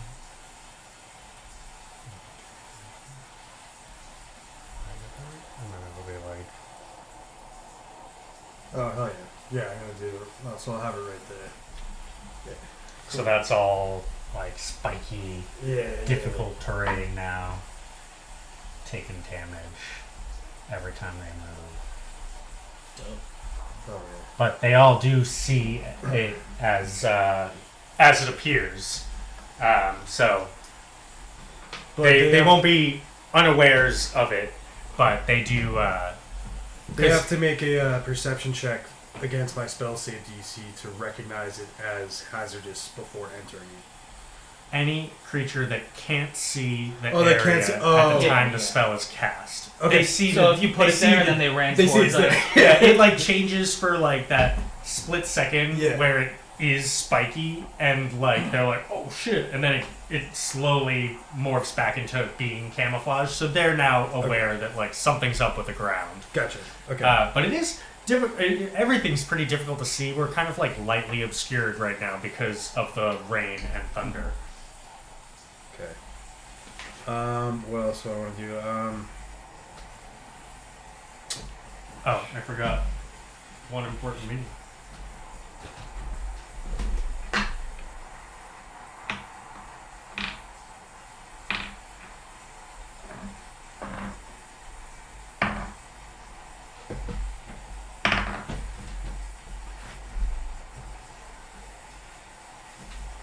And I forgot his initiative. That's our little gnome friend. I thought that was Jiminy Cricket.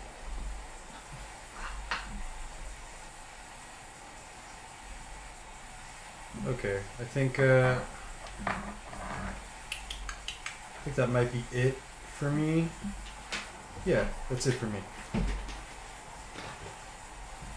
That's it for you. Actually, All right. I'm gonna back up a little bit.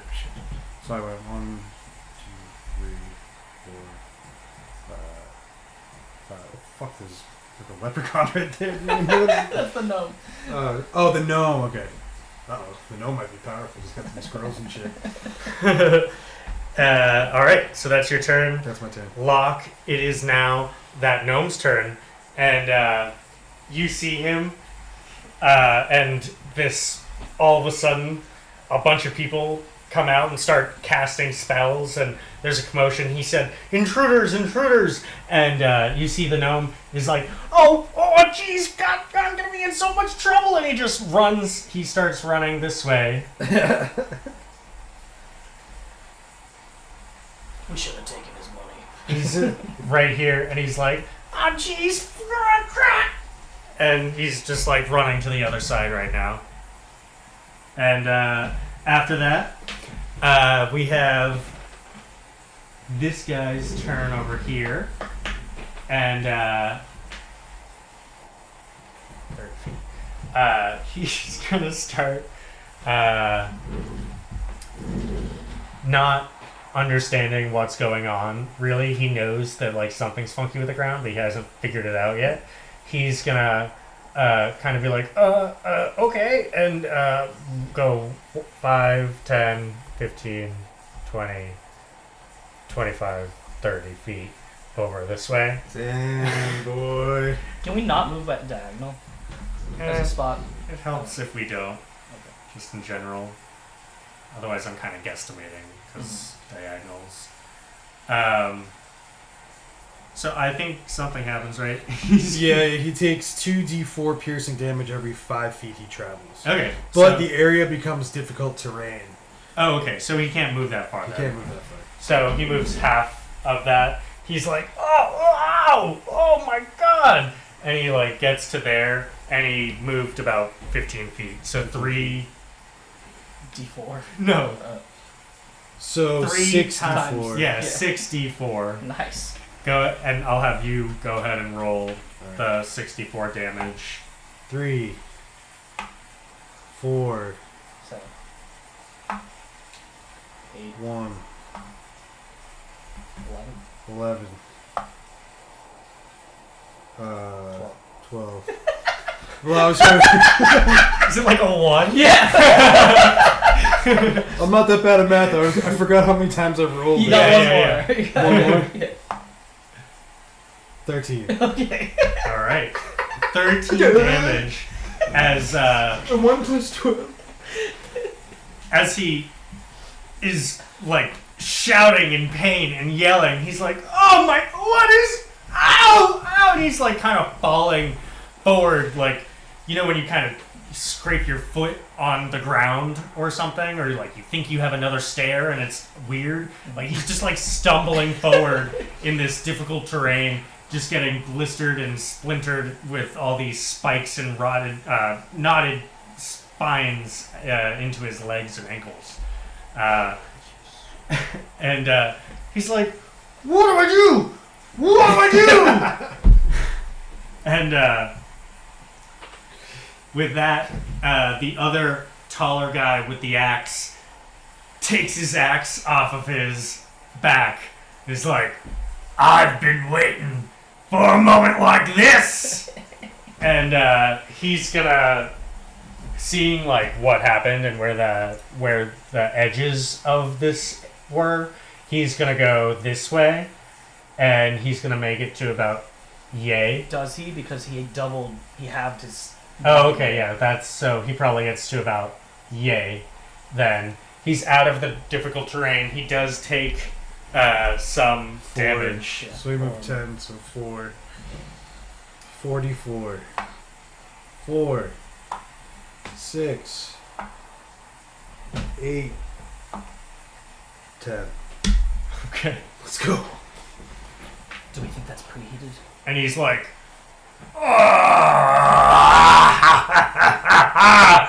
let's go! And he's going to use his action to go 10, 15, 20, 25, 30, 35 feet Question. in your direction. Did he walk in the radius of this guy's whirlwind thing?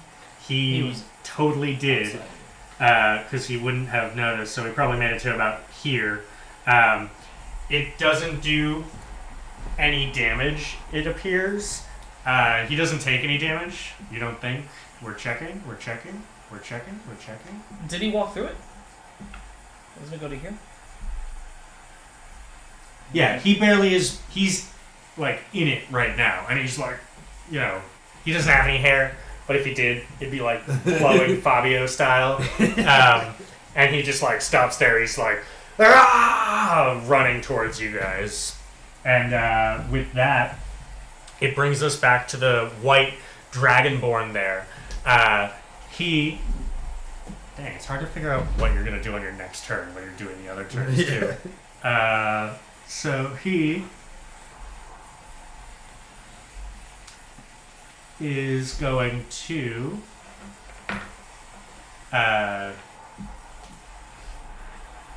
We need a crew who can make us pizzas. While we're Yeah, right. Pizza boy. Time for pizza. pizza bitch. yeah, he's gonna go ahead and he's gonna fire a. You see him. He's flickering around some arcane energy at his fingertips, and you see him shoot these 3 darts of arcane energy in your direction, and even though you see them coming through the rain, they're bright and streaking in yellow and blue energy, and there's just no time to react. They're like, psh, and you Yoo-hoo. let's see, Locke, you take 8 points of force damage, and Rin, you take 4 points of force damage as these 3 arcane missiles come shooting right out of the misty rain in your direction. And as that happens, you see this Dragonborn here kind of fly up into the air, and he travels about 10 feet out of the spikes and takes no damage. Oh shit! It can fly. And then on his turn, he's going to use his movement. 15, 20. And he's going to shout back to this guy who is like waiting for instructions. And he's like, "Don't just stand there! Get him! Get rid of these intruders! Fight for your life!" And yeah, that is his turn. You see now, Rin, an opportunity to your turn. Okay. He's really far away now.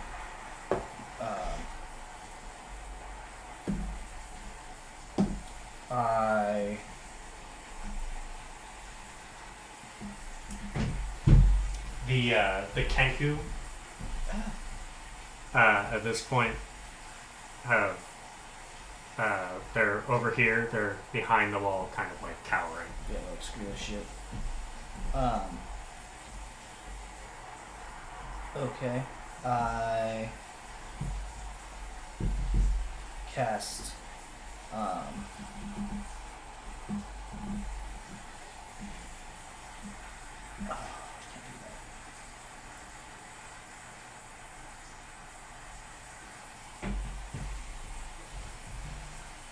I'm going to I have a clear line of sight to him. Mm-hmm. I'm going to cast Guiding Bolt on him. What's the range of Guiding Bolt? 120 feet. Yeah, you're good. Yeah. I didn't think I could get it, and I was like, oh shit. So I think I have to roll. Yeah, I have to roll to hit that. Yep, roll to hit, add your attack, spell attack. 21. 21. That's gonna hit. Go ahead and roll damage. That is 4d6.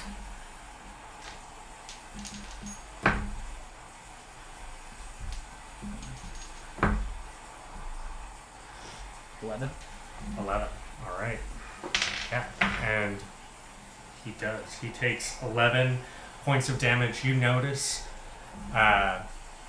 Rin, as you cast this spell, this morning, differently than in the past, you notice that the divine energy that you normally call upon through your amulet to Aurora in the past, the spell works and the damage takes full effect, but you see it's, instead of a streak of light with the radiance of Aurora, it's dull.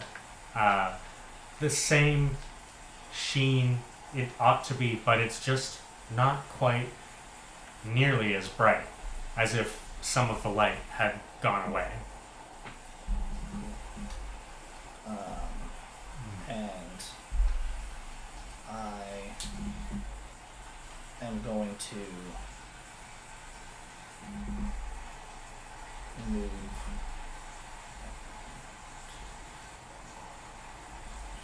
Sorry. It's here.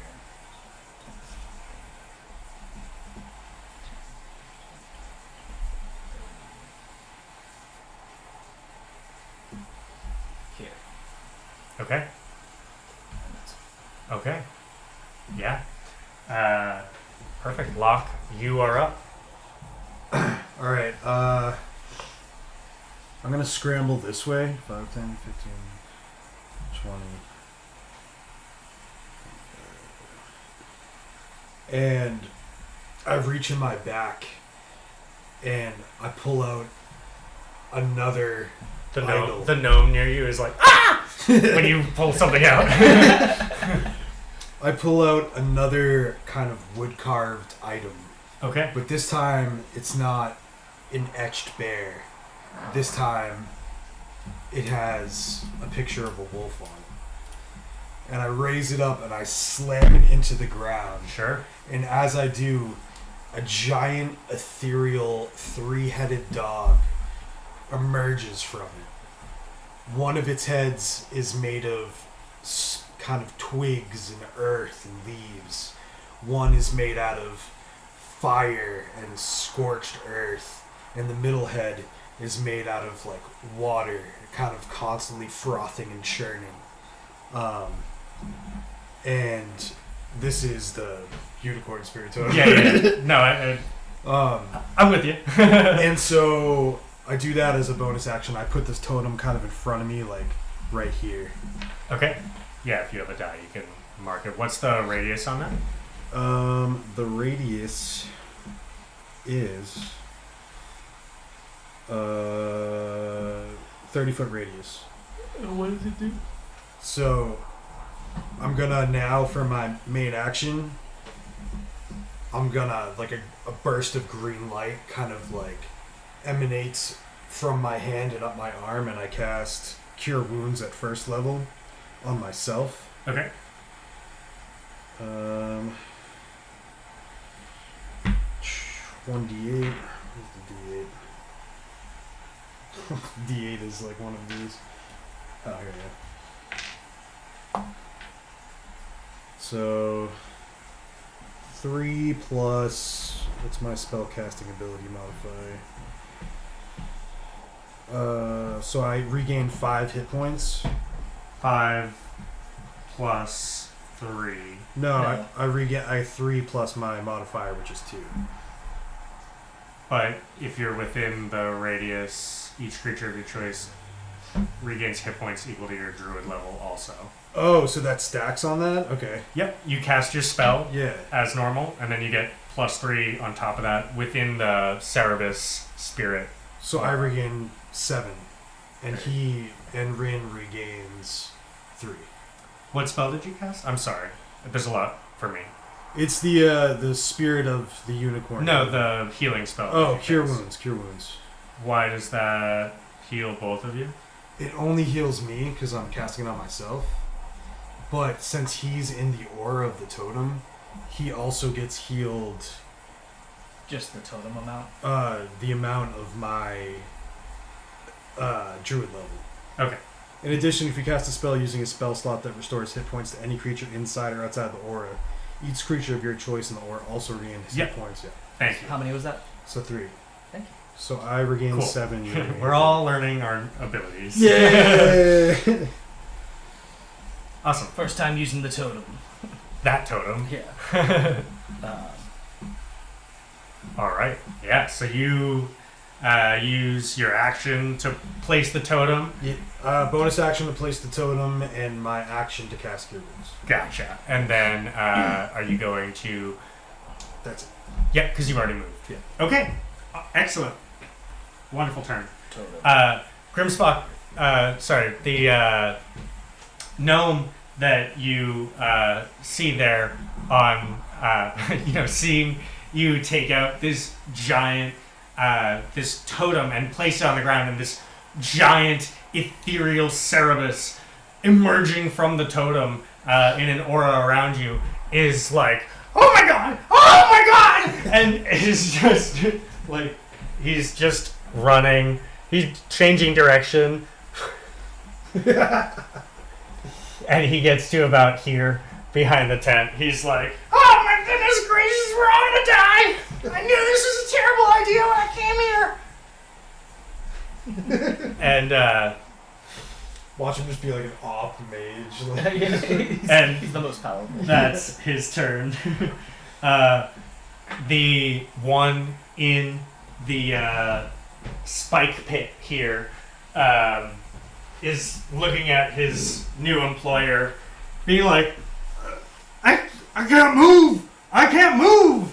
And the Dragonborn says to him, go defend us! And he attempts again. He's like looking now at where he thinks he remembered what's the DC on the terrain? Can you help me with that real quick? yeah, one sec. I don't think there is a DC. It's just like... Yeah. It was like for the initial one. At this point, he's like so fucked. Oh, hold on one second, though. I gotta make sure. I don't think the totems require concentration. Like, I'm pretty sure they don't. No, because they're not even a spell. Yeah, it's just a bonus action. Alright. Cool, yeah, so he just takes the damage when he moves through it. What's your spell save DC? My spell save DC. 12.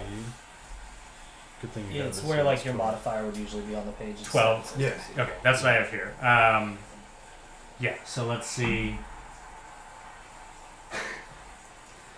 He has, at this point, because the terrain, it flashed spikes and then kind of grew back over to make it camouflaged. Yeah. At this point, he's so disoriented between the rain, the damage he's taken, and failing his wisdom roll to remember where the exact outline of this difficult terrain is. He doesn't know and is just going to continue moving forward. 10, 20, 30. And he takes 64. Count with us. Plus 6. 4. 8. 11. 14. 16. This is the last one. 20 damage. You gotta be fucking kidding me. Okay, well, he wouldn't kill himself on this shit. Dude, it's like an He Evil might. Dead shit. Evil Dead, the thorns go. Let me Come make, out as I'm well. gonna make intelligence saving throw for this guy to see what. Yeah, man, he's panicked. He's like, he was asked to like dig some holes and landscape And then we just killed him. For like- I almost yelled at him like like, say, 5 help us. for 5 gold a day. He was like, "Oh, move some rocks, and you're gonna give me 5 gold." Oh, this is the new guy? And now, and in the 5 seconds of him coming out of the tent and beginning work, there's all of a sudden apparently a battle that he Can must partake in. Can he choose to like... And he's weighing the choice between like, he's like, I need this money so bad. And he's like, as he's like taking damage going through, he's like, one last ditch effort to try and like make it through this field of spikes. And he just is on hands and knees, all 4. Passes out. He's unconscious. Oh, man. At least he's just unconscious. He appears like he's bleeding He's from bleeding wounds. out, yeah. He's not Well, if long. we kill everybody else before he dies, we can bring him back, I guess. Yeah, that's true. At this point, the giant human with the great axe is just going for the closest person he can see, and he's gonna use all of his movement. And he's going to take a swing at you, Ren, with his great axe. And it misses. And that one does not hit. He shing, and it kind of skips off the floor with like a couple sparks, and he's like, ha ha ha ha ha, and he rolls a natural 1, and his axe is like lodged in between the 2 like nicely, freshly slated slab, like stone slab tiles there, and he like for a moment just and hesitates to get his axe actually back out and take his attack. So he is there, and that is all he's gonna do. Is his axe still in the rock? No, he's able, like by his next turn he'll be able to get it. It's just a natural 1 on an attack. It's not like the worst thing in the world unless that also happens to you. So that's not how we've been playing with natural 1 rules. So like I'm just saying he obviously misses and is like can't do anything else. And now it is the Dragonborn's turn again, and seeing that you guys are producing, a good amount of magic, he's just taken a hit and it's like and he's gonna go ahead and cast.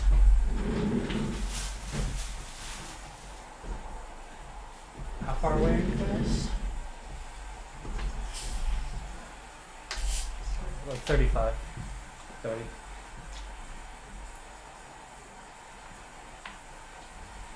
Probably hungry for pizza, huh? You look hungry. I'm gonna throw him in over shit. Yeah, thanks, Sam. Sorry, I should have had this already.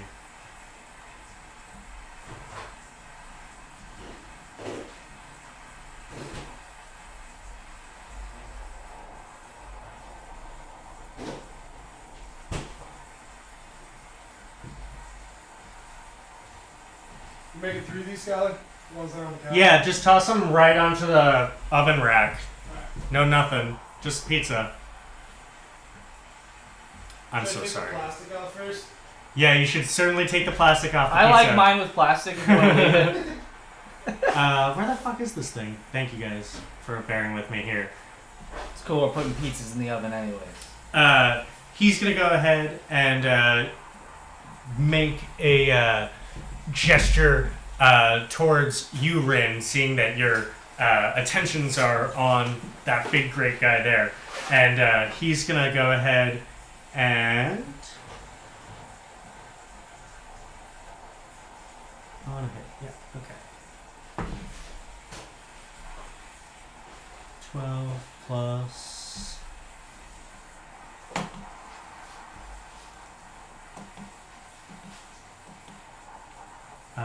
the 18. 18.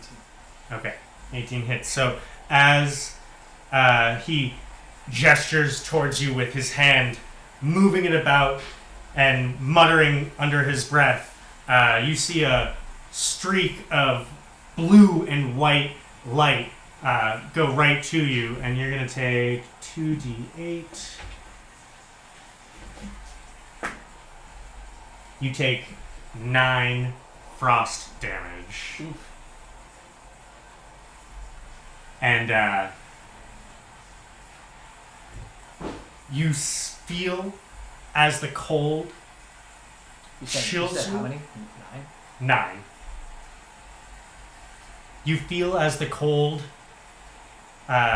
touches your body, it chills your bones and your muscles contract, and your speed is reduced by 10 feet until the start of your next turn. Mm-hmm. I'm gonna die. What just happened? What are you at? 10? Yeah. Alright, be careful. You guys picked a fight. You didn't know anything about anything. Can we just recap quickly? Sorry. He just hit me with. Yeah, it frost was damage. the Dragonborn's turn. He Yeah. cast some frost spell at Rin that hit. How much 9 damage. 9 damage? Okay. Do you want to set a timer for, I think, 13 minutes? I put on 13 minutes. Is that what it says on the Just box? between 12 to 13. Perfect. Comment down below if you know what time. See, it said 12 minutes to 14 minutes, but it took me a while with the oven door open to like get the pizza on wrap, so like maybe 14 minutes would have been good to have it get back up to temperature. It was pretty hot, though. That oven was hot. But usually like I'm a right in the We middle type of guy. Preheated that oven. I don't think there's a wrong way. I always go in the middle. I'm proud of you. Okay, thank you. Yeah. They're gonna come out black. They're either gonna be floppy and underdone or black and fucking charred. You can eat those bitches frozen. What are we talking about? Pizza?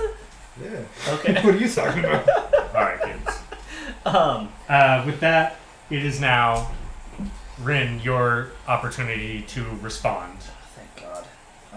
You have this giant human with a great axe in front of your face, and you have this dragonborn mage of some sort Yeah, it's not great. hurling bolts of energy or I'm whatever. gonna use my bonus action to cast Healing Word at first level. Okay. What was that? Trust me.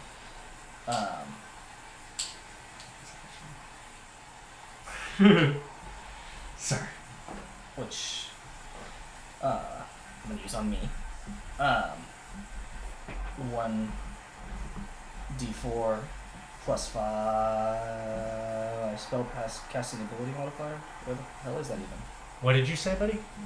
It says 1d4 plus 3 healing word. Plus Okay. whatever his totem does. Yeah, on yourself. Go ahead and roll for your heals. I don't think The the... totem only works when I cast a... Cool, Is thank it? you Okay. for being on the same page. Yeah. Yeah. I wasn't sure. So I regained 7. I rolled a 4. Alright, so you gain 7 hit points back. You're feeling a little bit more. You crack your neck and feel like you can get back in the fight. Okay, and then I'm going to cast silence at the dragonborn guy. 20 foot. Is Healing Word a leveled spell? It was a first level spell. Yeah, so you can't cast 2 leveled spells. Oh, is that how it works? Even if it's a Yeah. bonus action? It's Yeah. annoying. You can cast a cantrip. Mhm. I didn't realize that.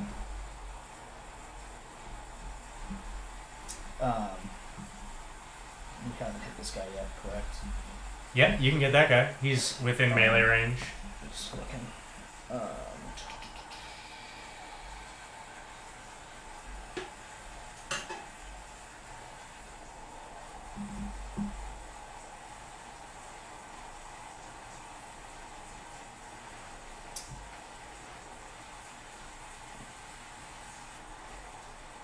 I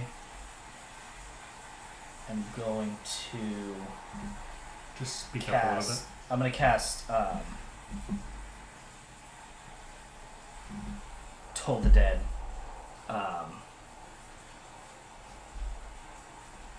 In all the rain sounds going on, you start to hear the toll of a bell in the distance that starts to get louder and louder and overtake the sound of the rain and everything going on around us. And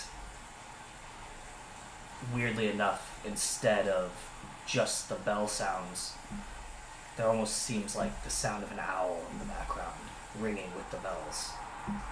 And I'm gonna cast that on the dragon. Okay.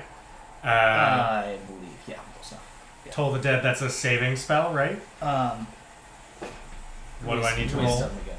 Wisdom. 13. Alright. He does save. Mother. So I think he takes half damage. I don't know. It does not say. He's got his thing. On a failed save.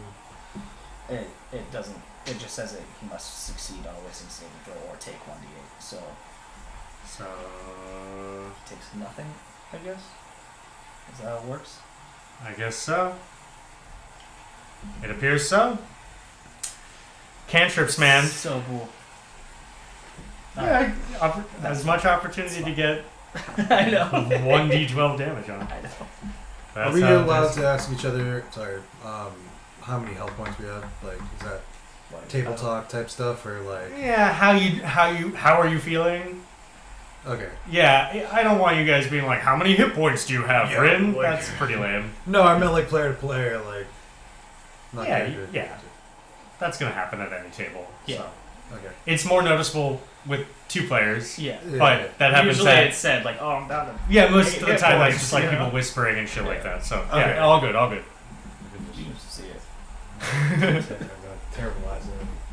Okay. This is a pretty difficult combat, so... Yeah, it's not going great. Are you done? Yeah, I can't do anything else. You could move if you wanted to. Yeah, I don't want to take the attack of him. Okay. My Walk. turn? Okay. I'm gonna move over here 5 feet, 10 feet, kind of on the center of this platform. And I, for flavor, kneel down on one knee. What flavor is it? Just a delicious mango pineapple flavor. Sorry. And I reach one arm up towards the sky with my palms outstretched and slowly clench my fist and cast Moonbeam. And the sky parts, the clouds part, and all of a sudden a giant purple beam of lunar energy rains down upon... That is a concentration spell. Yeah, I'm Okay. dropping concentration because this guy's Cool. dead and like there's no point. Yeah, it did work. As the light kind of comes through, the brambles kind of die back and go back to the normal form. And it just, let's see, where do I want to put it? It's a fucking 5-foot cube, I think. No, 40-foot high cylinder, 5-foot cube, 5-foot radius. It's gonna go right on top of this motherfucker. Yeah, Just bam. cool. So he needs to make a con save of 12. Constitution saving throw of 12. Yep. That is an 8, so he fails. Okay, so he takes 2d10 radiant damage. Okay. Where is the d10? Do I fucking have the d10 as my... Yes, I do. I always choose like the dice Do that you I want just a need to do my d6? hunt. No, I got it. Like just Okay. a random I one? want to roll twice. Or whatever. No, he means like to put instead of... Yeah, yes. to use Oh, as your yeah, totem. yeah, let's do that. Here. So 5 and 5, 10 damage. 10 damage to the Dragonborn.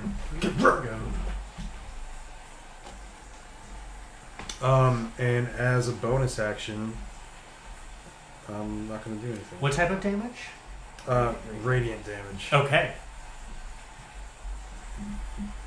Yeah, and that's my turn. All right. Yeah. This beam of radiant, beautiful silver moonlit energy comes cascading down, and the Dragonborn appears to be engulfed. And behind you, still cowering over near the tent, you have that gnome that's like, ah, jeez, oh gosh, and he's gonna actually duck. He's inside the tent now, and you're not sure what he's doing. Oh shit. I I get bad vibes. But he from that. appeared to be He's cowering. raiding the safe. Yeah, he's just finding like some powerful talisman. Fucking. Oh man. The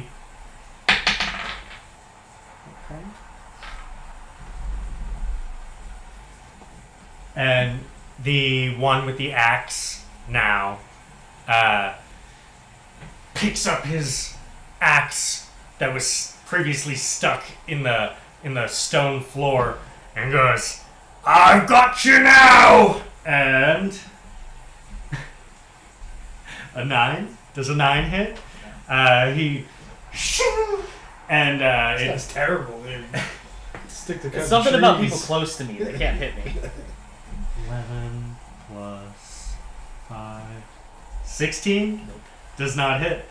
Again, this time he goes and brings the great axe down, and you respond. You move your shield up, and it just deflects. It's a blow, and you feel like that's going to leave a bruise tomorrow, probably, on your forearm. But you're not dead. Yeah. Is he going to do anything else here? He's just going to look at you and say, "You are going to die today!" And I look at him and smile. Taunting. Yeah. Sure. Alright, and with that, it is the Dragonborn's turn. So how does this work? If it starts its turn... Yeah. It starts its turn there, so it takes... makes a Constitution saving throw. And it needs to be a 12. Yep. Natural 20. He succeeds. So he takes half of 2d10 damage. Dude, what's with all your like radius spells? Like just messing people up every turn. I'm jealous. Wait, is this a D10? Yes. This is D. That's a d8. D8. Okay, sorry. Where's my D10? d10 is right here. Oh, 1. Or he takes... Oh, 9. So that's 10. So half He of takes 10 is 5. So he takes 5 That radiant 9 was damage clutch on the after the beginning of 1. his turn. Oh, thank God. Okay. And feeling very threatened at this point, he's going to cast that same familiar, his fingers twist. This time you see another orb of energy flying, and he's going to shoot. And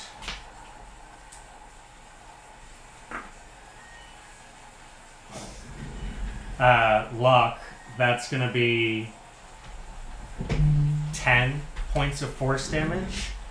And Rin, Oh no. that's going to be 7 points of force damage. And as he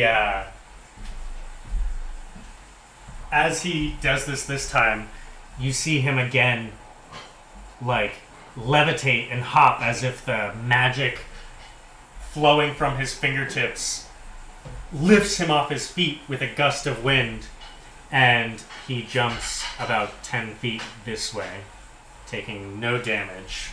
And he's going to use the rest of his movement now, and he's going to try 5, 10, 15, 20, 25, 30. He's trying to get a different position on you guys. It looks like he's trying to, maybe get behind his muscle a little bit better.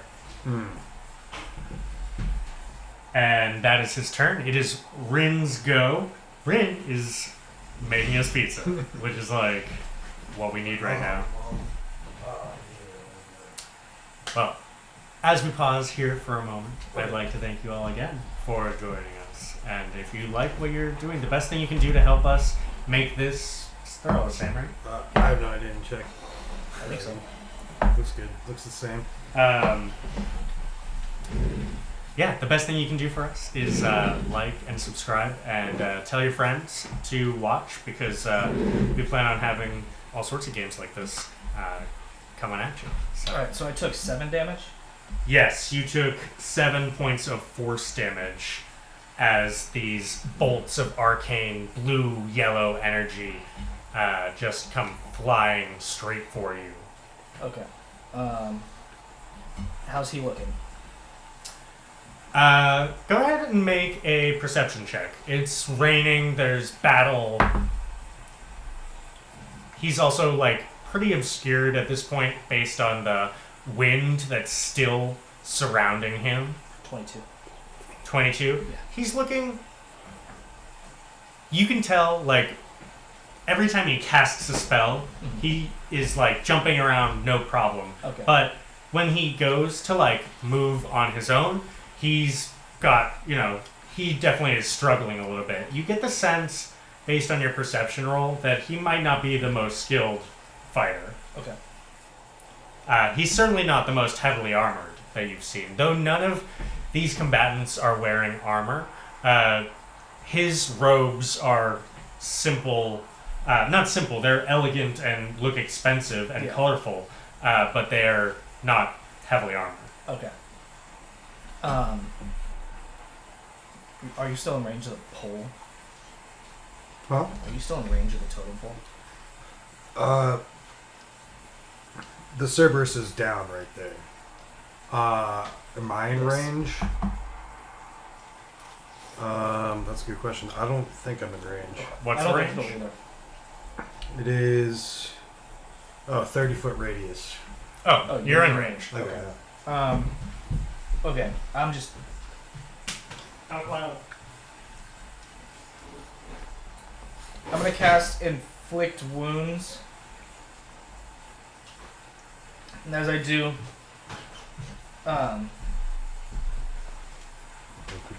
melee spell attack. What is that like? Would that just be like in my hand? Or do I need to use a weapon? No. It's like, you're asking like, It's just like flavor-wise? Yeah, you like, yeah. inflict wounds, you like grab them and yeah. inflict some wounds. I take my hand and I just right into big guy's chest. Yeah, and he looks just like that. He's not even wearing a shirt. Yeah. And I have to roll for hit on that.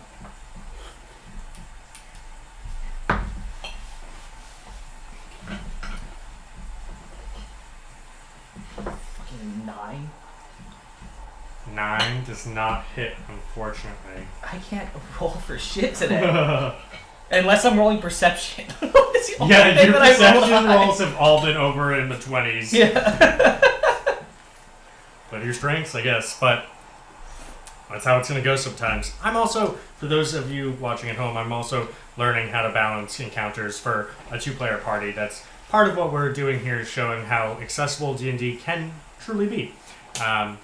And so with that, Rin, anything else you're going to be doing here on your turn? Oh, man.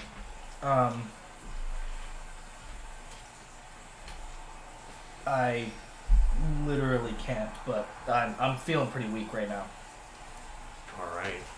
Yeah, you're, feeling frustrated and maybe getting a little bit of, furrow in your brow as you're not able to kind of collect your thoughts and spirit enough in this kind of hectic environment. Also, I'm just hurting a lot. I'm in Yeah. pain. Locke, what are you going to do? It's your turn. I can't move diagonally? Yeah. Of course we can. Where would go? Is it 5 feet diagonal is what I'm saying? How much movement do you have? I have 30 feet. Okay. I'd like to go here.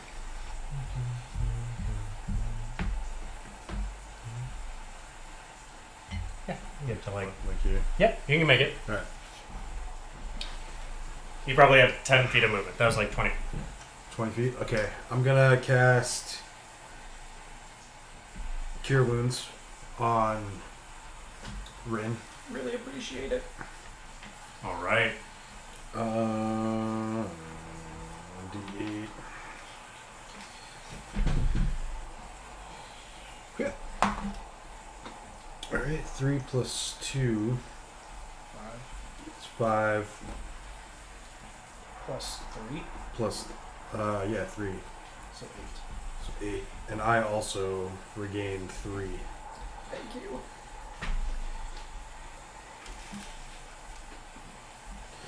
Damn. I'm at 18 now. All right. And that was my action. With my bonus action. Just if you guys can speak up a little bit louder. Sorry. Sorry, You also just have music in your ear. I know, but no, you're for right. everyone's sake. Yeah. And as my bonus action, so I still have 10 feet left, I'm gonna go over here. Okay. The fuck away. And that's it. That's all I can do. Yeah. All right. And then I die, and you have to find a new party to adventure with. We might both die, bro. Got cheese in the head. Well, The man with the axe is looking at you, Rin, and he's like, "All right, this time, for sure."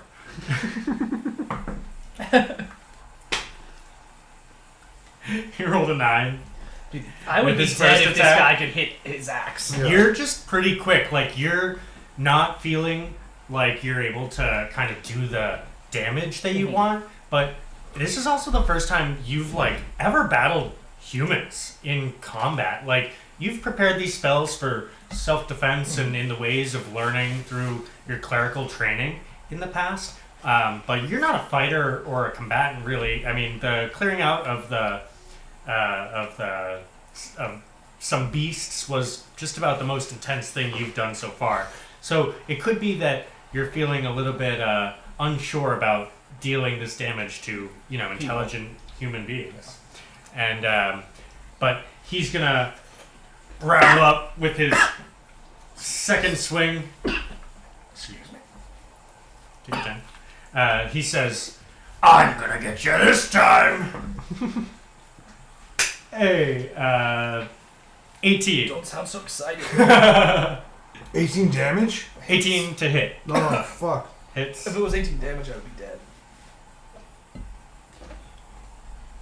That is? And you take 6 points of slashing damage. Okay. As his great axe skims off your shield once again, but this time just goes the wrong way that you intended, and it does leave a little bit of a slice on you as you get a little bit of a slash there. I inhaled cheese. Hot cheese?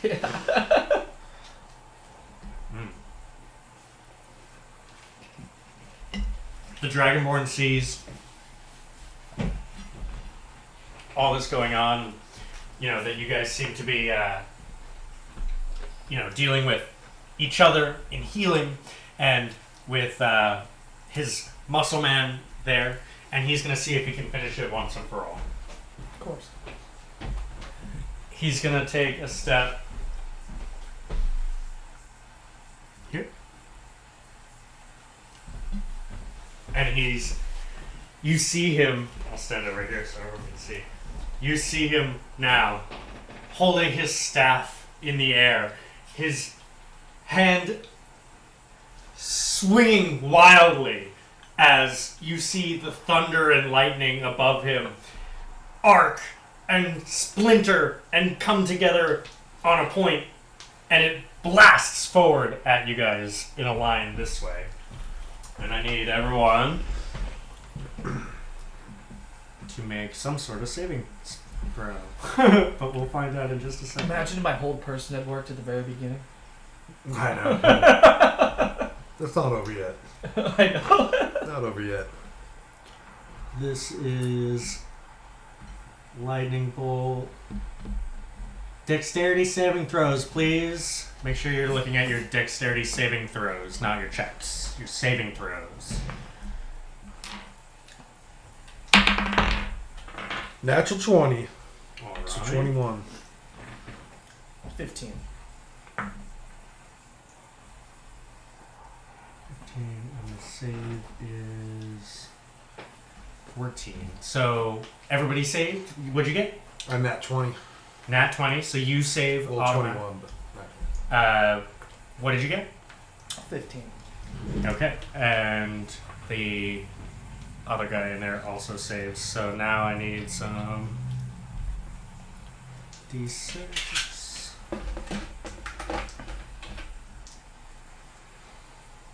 That's 4, 5, 6, 7. Cool. I don't like that. That's a lot of dice. 4, 9, 13, 18, that's cocked, 21, 27. Was so 26. So 13, everybody takes 13 lightning damage. Can I, like, with my nat 20, like, grab the lightning I'm and then, actually- like a Zula, like, from Airbender, like, redirect it? So as you can't, no. But as it this burst of electrical energy makes its way through. How much damage did I say? 13. I'm unconscious. Oh, you're down? Mhm. Oh, fuck. Are you down? Don't you have an ability that makes it so you don't go down or something? You read through your thing. We'll get to you.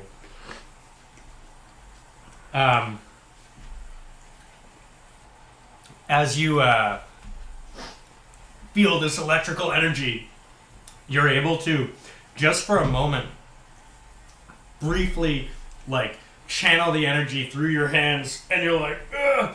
And as it goes into your hands, and you see it, like, go into the scar over your right eye, and it, like, it just grounds itself right through your body into the ground, and you take, just the lesser amount of damage.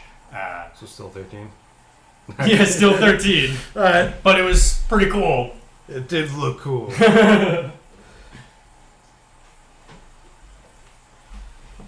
It was nice knowing you.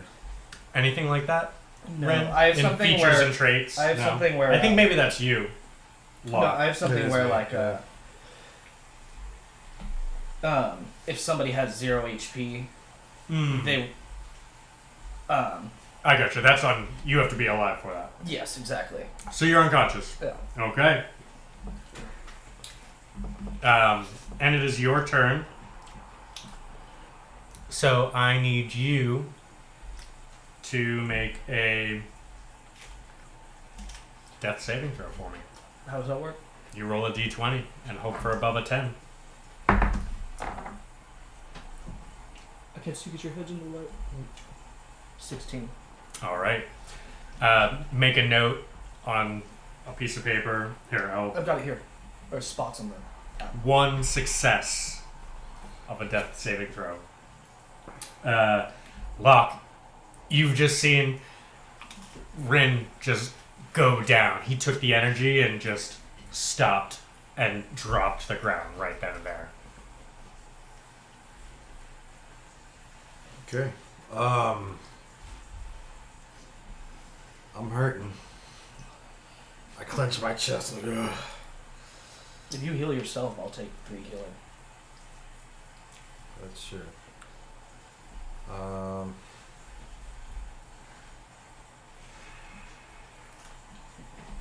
And then we'll no longer And be. then we'll die again next turn. Huh? And then we'll just die next turn. Maybe.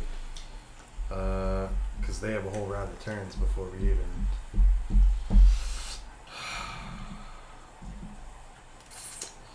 Not much I can do here. I'm trying to think. I could do that.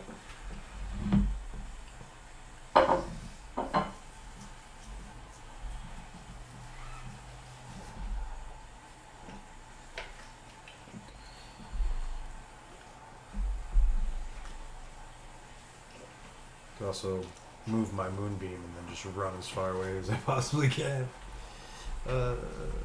But I guess the only thing that I can do just to keep our party like alive is I'm gonna cast Cure Wounds at first level on myself.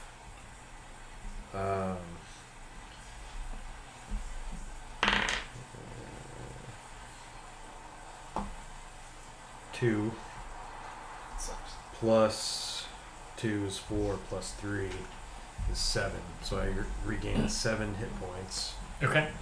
And Just make sure you're marking off your spell slots and everything like that. Yeah. I regain 7, and Nick gets healed for 3. Who? I mean, Rin gets healed for 3. Give me 2 seconds. Sorry. Keep going. Alright. So, Rin, through the healing power of the Cerebus on the battlefield, feels breath, life, consciousness. And he awakes. You see him regain consciousness. Okay. I also, I move backwards. 1, 2, 3, 4, 5, 10, 15, 20. I move backwards, kind of just staggering backwards, thinking, well, what am I going to do? You know, it's kind of a whirlwind of thoughts. I'm not sure if we're going to be able to make it out of here. I look to my moonbeam and I I kind of like say a little prayer, and I go, Arboros, I know it's been a while. I know our last encounter was difficult, to say the least, but I ask you now for your blessing and your help in this endeavor so that we may live to avenge the imbalance that has been done to this island. Please help. And then I end my turn. Okay. Asking God for help, huh? Please, Jesus. I'm a cleric and I haven't even asked God for help. You are conscious again. You have Yes. 3 hit points. Okay, cool. Lock. At this point, you see that gnome from earlier. You probably don't see it because you're busy, but he pops his head out of the tent and he looks around. Oh my god, it's still gone! And he runs this way. And he's like, looks like he's turning heel. Please survive till my turn.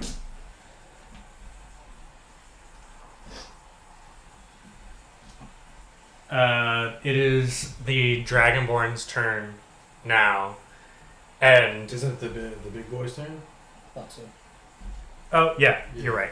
It's Big Boy's turn now, and sorry, he's like, why won't you go down? I did! 18 to hit. Roll Motherfucker. 13 plus 5, my friend. Yeah. But he took 13 damage from that thunderbolt too, right? Yes. Yeah, he's looking pretty fried also. Natural 1. That's cocked. That's cocked. Keep hitting the cocked rolls with a d12. Take 10 points of slashing damage as he comes down on his first swing and he says, "Ah! That's what I'm talking about!" And he looks up at you, Locke, now with you're unconscious, right? Yeah. And he's just gonna try and rush by you. 5, 10, 15, 20, 25, 30, 35. He's right up in your face. He's like, "Hey, where you going?" And now it's the Dragonborn's turn. And he's gonna say, "That's right, you finished them!" Ha ha ha ha! And he just moves a little bit over here.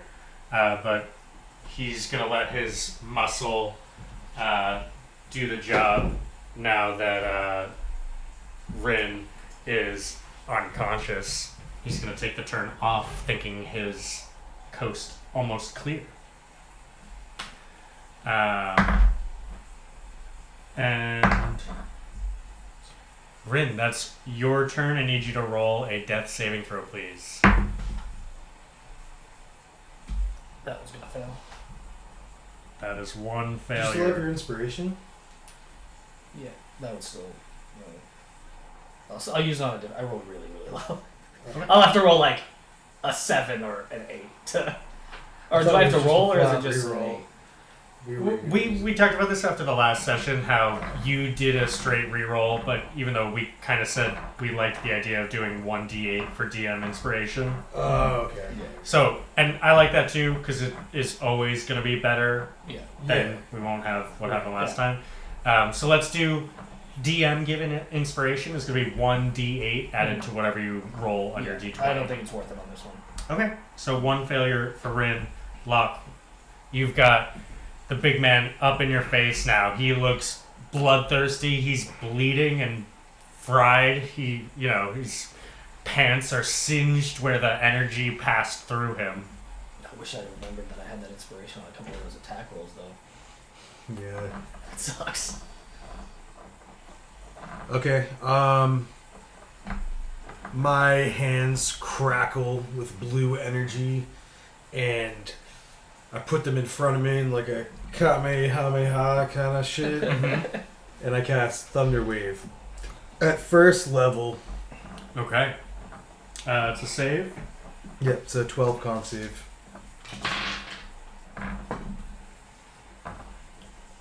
To the guy right in front of you. Mm-hmm. He succeeds. He rolled a 13. Or he rolled 11 plus 2. Do you want my inspiration? That doesn't work for that because I he's know. making the roll. I know, that's true. On a failed save, a creature takes... Okay, on a successful save, it takes 2d8. Half as much... Half as much. Yeah, so roll your 2d8. Let me know. 2... Takes 2 damage. Just 2? 1 and 1? Rolled 2 1? I rolled 4, so half Oh, 2s. thank you, sir. Yeah. So 2 damage. And as the thunderous burst goes by him, he kind of looks at you and just laughs. And you see a flicker of desperation in his eyes.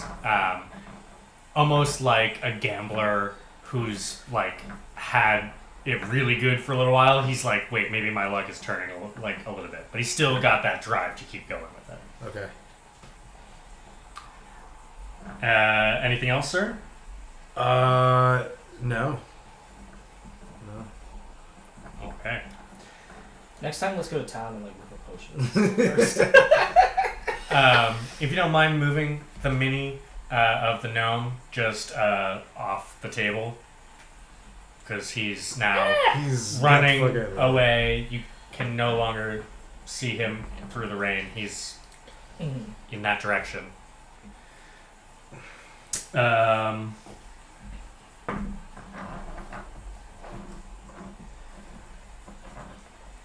The guy with the axe looks at you, Locke, and he's going to make an attack with his axe. Does a 12 hit? Yep. 12 hits. Alright. You take 2 plus 5 points of slashing damage Okay. as his great axe finds near mortal purchase on you. He makes his second attack, and it's a natural 1. So, on the hardwood floor that you're standing, he, for a second attack, you jump out of the way, and his axe is now through the actual boards of this floor, and it is fully stuck now. You see him not be able to recover the axe here, and that's going to be his turn as he can't move without his axe. The Dragonborn at this point is going to... You're unconscious? Yeah, sorry. Oops. No, it's... Yeah, that's fine. I just have a lot going on. He's going to cast... his fingers flicker again as you see that blue-yellow arcane energy, and he's going to shoot it at you, Locke, seeing you still standing. And... Is he in line of sight, or is it going to smack the other guy? He can see... He doesn't... if it was like a spell attack, he might have I see what you're saying. some cover advantage, but it's not. It's a missile, like a homing missile you see. And you're going to take 10 points of force damage. You alive? Did he kill us? That's it. He killed us! No, it's not. It's 100% not. Okay. Read your features and abilities. Oh, wait. Oh, yeah. Yeah. Shit. You got your... I have... Hold on. As he casts that spell, almost at the same time I get that it one. arcs out of his His fingers. You see him leap over again this way, and he's going to use his movement, and he is running this way. And it appears that he's at least considering fleeing the situation now. Would that have killed you? Yeah, so his attack hits me. I fall to a knee again. And I'm just clawing at the ground to get myself back up. It takes all of my strength to get back up. Is it my turn or is it Rin's turn now? Oh yeah, because you still have to roll. Yeah, I do. Okay, good. Yeah, Rin has to make a death saving throw, please. This is your second death saving throw on this. Now I will use my inspiration. Okay. D8.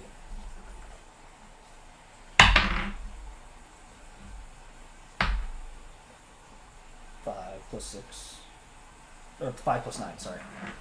Is 14? Yeah, so. All right, so Save one on- success and one failure here for your death saves. Very exciting stuff. Yes, exciting. Sam Locke, is sweating. It's hot as fucking here, dude. it is a little warm, especially with the computer on. Locke, you're up. You have the Dragonborn here, kind of looking like he might flee, unsure, but also looking like maybe we got this. And Dude bro's axe is stuck in the fucking wood. I go, you wanna brawl? One-on-one. I kind of smack myself in the face a couple times. not too hard. Not One hit point. Not one hit point amount of hard. But I'm just kind of like waking myself up like, ah! And I cast Thunder Wave again as lightning crackles in my hand and I fucking point blank right into his face. Yeah. Thunder Wave this guy. All right. It's a Constitution saving throw. 12 con save. Oh my god. That's 11. So No it way. takes full damage. Roll your damage.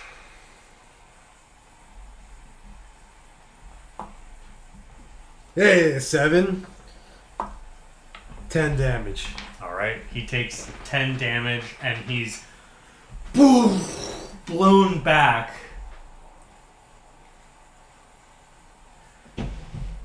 And he is not moving. Let's go. He appears unconscious. I am going to use my movement. Oh, you're all the way over here. 1, 2, 5, 10, 15, 20, 25. I'm going to go stand next to you, Rin. And I just have like my hand on your arm or shoulder pad. I'm kind of panting. And I'm just kind of staring down the Dragonborn. Or the tent. Yeah, he's kind of behind the tent at this point. I'm staring through the tent. On your way over, you gave him the death glare. As I hobbled over. Sorry.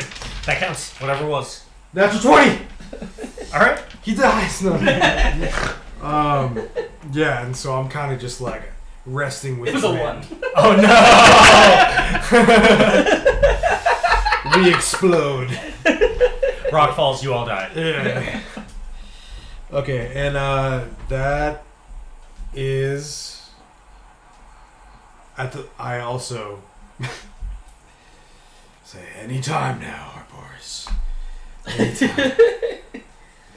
But if it's my time,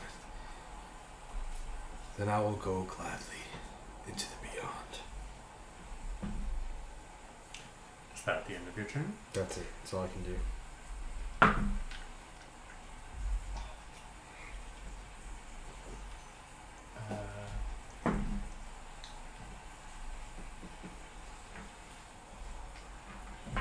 Dracus keep saying his name even though you guys don't know it. That's my fault. We heard the gnome say it. He Yeah. yelled it at some point. Sure. The Dragonborn is going to now attempt to flee. And seeing his two armed musclemen slain, he's going to run off into the woods. As he does, the gnome throws a dagger and kills you, and then we're out of the game. You're not sure at this point how far he's gotten. Locke. Okay.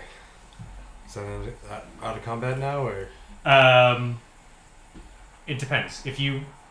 No, we're not out of combat yet. Okay. Let's stay in turn-based mode until I know where you guys are going. So that was his turn. Now it's my turn again. Yes. have to That was roll a his save. turn. That was Rin. Now it's Rin's turn. Death saving throw. 11. Okay, success. 2 successes, 1 failure on your current life. Locke, it's your turn. Do you have any spells left? I go and my hand, you see just little sparks of green healing energy, and I go and I reach out to Rin, but unfortunately the green light starts to die, and I find that I have no more magical power, or not enough magical power Oh, no. to heal him.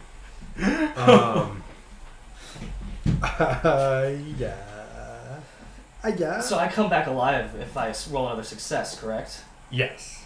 Okay. Good to know. Let's see. Hold on though, because Remember what I said, guys, about learning how to balance encounters for a 2-person party? I mean, I rolled really bad. Which is why it's difficult. Yeah. can I make a medicine check to see if Yes. I do You have? use your action on your turn to attempt a medicine check to attempt to stabilize Rin here. Yeah. Mm-hmm. Okay.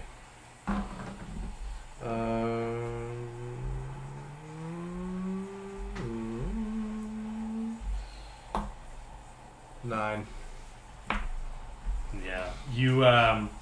You go through your pack like as quickly as you can. There's gotta be something in here. There's gotta be something I could use. Hold on, buddy.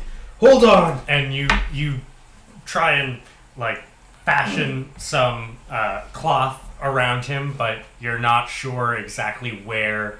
It's not necessarily a wound that. How did you go down? Was it the big axe? No, It was the electricity, right? It was magic, yeah. Yeah. It's not quite like an open wound like from an axe or something, so you're not sure kind of where to wrap him. Okay. So that was your action. That was my action. Okay, that's all I can do. Okay. It's in the hands of RN Jesus now.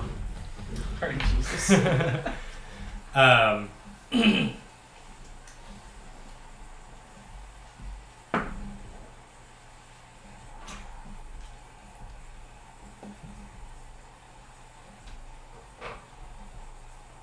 Okay, cool. Rin, I need you to make a death saving throw. 17! Success. So, you have stabilized Rin. You are still at 0. You're still at 0 hit points. You are incapacitated, but you're not sure, Locke. But he seems to have, under his own willpower, stabilized himself. And make a perception check.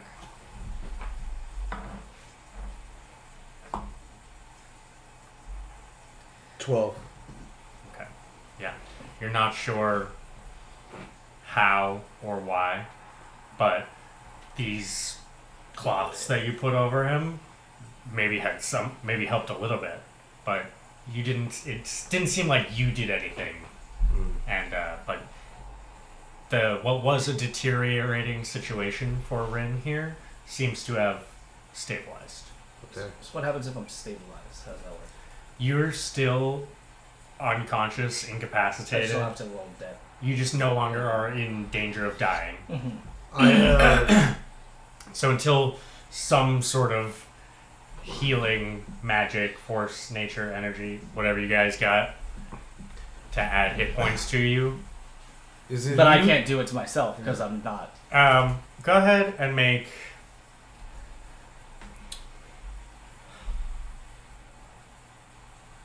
a survival check, Locke. 9. Make a survival check with advantage based on your background of being in the woods alone for long periods of time, for like years at a time. Natural 20. There you go. Plus full 4. 24. 24. Yep. It's a natural 20. It's the highest. You know that in situations like this, time is usually of the essence. He doesn't seem like he's going to die in the next minute, hour, half day. But 8 hours. yeah, something like, 6-8 hours of him being in this condition, and he might not recover fully. Okay. It's still raining. Yeah, pouring. Cue the thunder. I grab him by his shoulder pauldron, and I just start dragging him through the mud. And I find the tent. I open the tent flap, and I kind of drag him in to get out of the rain. Okay. I lift up his body, which is pretty easy for me, even though he's wearing a lot of armor. And I go, it's like these muscles aren't just for show, buddy, huh? And I just kind of push him, put him down gently on the bed or the cot. Okay. And I just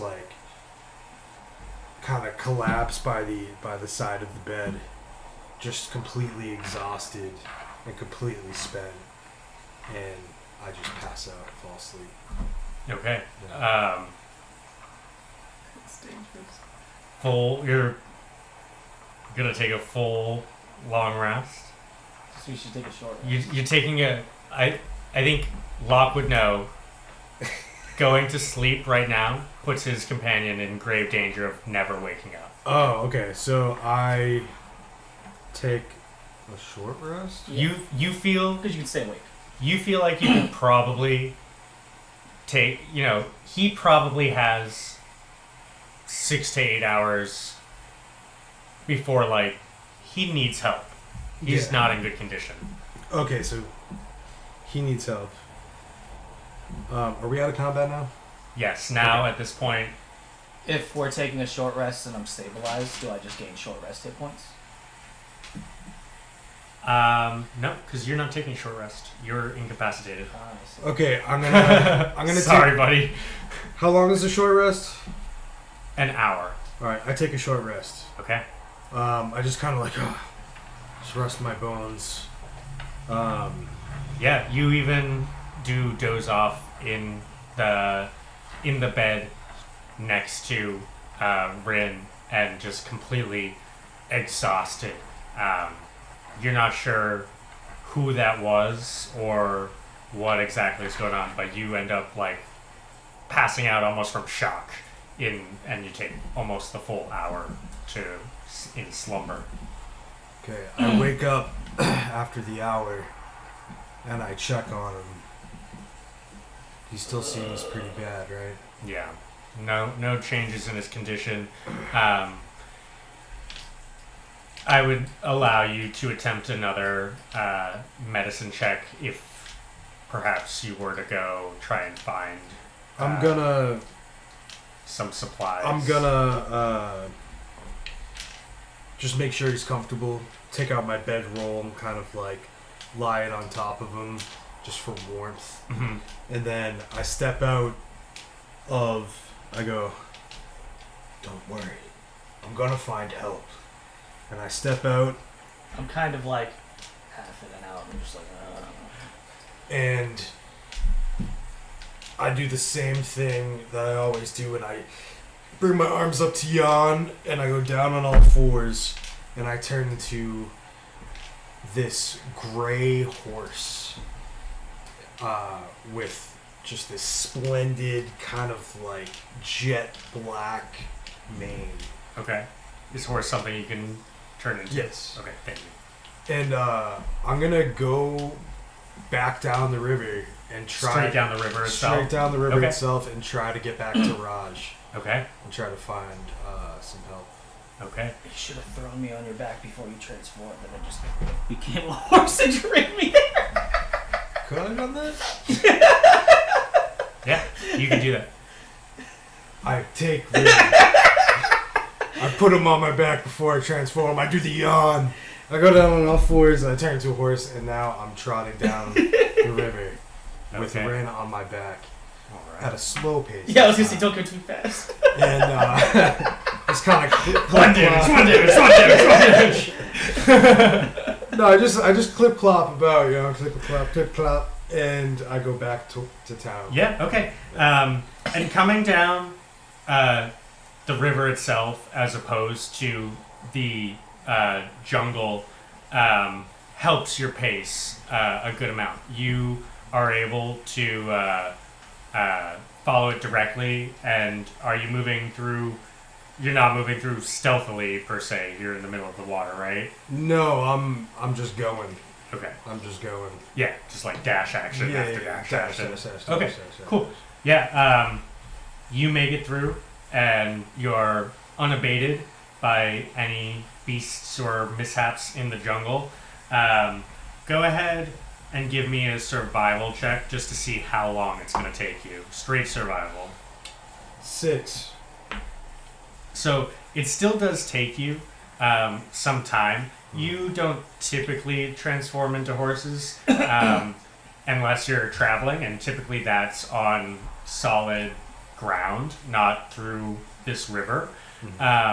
So it does still take you about 2.5 hours to get all the way down the river. And when you do so,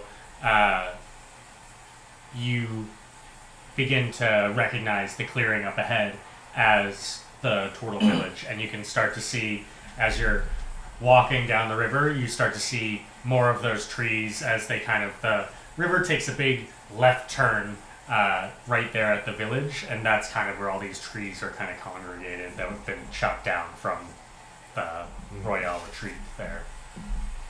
Okay. I speed into town. Okay. I'm whinnying, just like whinnying. I can't do a horse sound, like. And I'm looking for people. Raj, anybody I can find. Help! That type of thing. You're shouting, Well, he's a horse. or you're looking. I'm just whinnying and just Oh my god! looking for somebody. I keep forgetting you're fucking animal. And when you're trying to communicate with people, awesome. Yeah, the whole town is here. This seems pretty abnormal, and Raj, who told you guys that he was the leader, the social and spiritual leader, comes over and says, "Locke, what's going on?" Well, he sees a horse in me. He knows says, because he's a... Yeah, that makes sense. I say, because he can understand. "What's going on, man?" We need your help. Rin has fallen in combat. He needs urgent medical care. And I kind of get down like a horse does, and prepare myself for you to be taken off my back. Yeah, at this point, 4 or 5 turtles come over, and they're taking Rin and laying you on the ground, Rin. And Raj comes up to you right away, observing the situation, and he says, "Oh, just a minute, I got it here. 1 second." And he's looking through his many pockets and pouches that he carries, and he's like, "Not that one, that'll hurt." And then he pulls out, and he says, "Here we go." And he cradles the back of your head and puts just like a good berry in your in your mouth and like helps you chew it. You get the sense that like he's had to do this maybe before, well, you don't get that sense. You're not unconscious, but you get the sense that like stabilized, not unconscious. you're still unconscious. Yeah, that's true. And you do come back with 5 hit points. Let's go. I take like a and then see that I just in the middle of a town center being held by 4 turtles and like mouth fed. Make a perception check. Oh, okay. Maybe I don't see that. Oh, I'm still pretty rough. Roll 7. Yeah, you see just that then. Okay, cool. Nothing more. And I'm just disoriented. I'm like, Raj? Locke, what happened? Are you still a horse? You didn't say you're not a horse No, yet. I'm still a horse. Where's Locke? Oh, Locke's right here. Everything's okay. You're cool, man. He's safe? You're cool. I'm asleep. I'm just gonna. As a horse? Yeah, as a horse, I'm actually snoring. Just. He says, "You both need to rest. Come with me," and he guides you over to one of the nearby dwellings. These are the dwellings that are actually in the sand inside the riverbank, and nobody moves you as you're already like horse snoring over there, and but he gathers you up, Rin, and puts his hand over you to support you and walks you into the shelter. Okay. And you find yourself inside the shelter is not like any building you've ever seen. You're surprised it's standing. You don't have much of your, factory senses quite in order, but the whole thing just seems very otherworldly. And the bed is right there. Got your name on it. I lay down for a nice night's sleep. Yeah. And at this point, several hours, it's about, it's past sunset at this point that you made it back to the Tortle Village, and it is certainly bedtime if that's what you'd like to do. Yes. Let's do it. Alright. Absolutely. Yeah, so you guys can... Nice Yay! job, guys. Oh you my survived God. just barely, but you made it. Shit. Not sure what has become of the Dragonborn and the gnome, but you guys can go ahead, mark off your long rest. Do we roll for the hit No, points, or it's are we just maxing out for heals. the long rest? Yep, just everything goes back on a long rest. Okay. Especially, like, there's some, like, you can tweak those things, but we're not, because 2 PCs and you almost died. What do you guys think? Is that a good... Yeah. Yes, I think. Yeah. I mean, I don't know how long we've been. Like 5 hours, 4 Yeah. hours? I think that's a perfectly good spot to end it. So, thank you all for joining us again on our second episode of Threefold Quest. We have been having a blast playing this game, and so we hope you've enjoyed it as well. We're going to keep pushing out as much content as we can. We've been doing a bi-weekly schedule so far, and it's been working out for everyone and our other lives, since we have jobs and careers and professions and all that, wives and whatnot. So thank you so much for coming in, and thank you guys for coming and playing with me. And I didn't die. So there won't be a new character next session. Yeah, it was almost a one and done for... I was already thinking of my next character.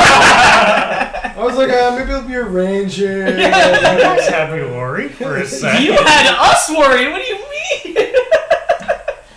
All right. Not gonna pull any Thanks, punches. everybody. Thanks, guys. Thank Good you. night.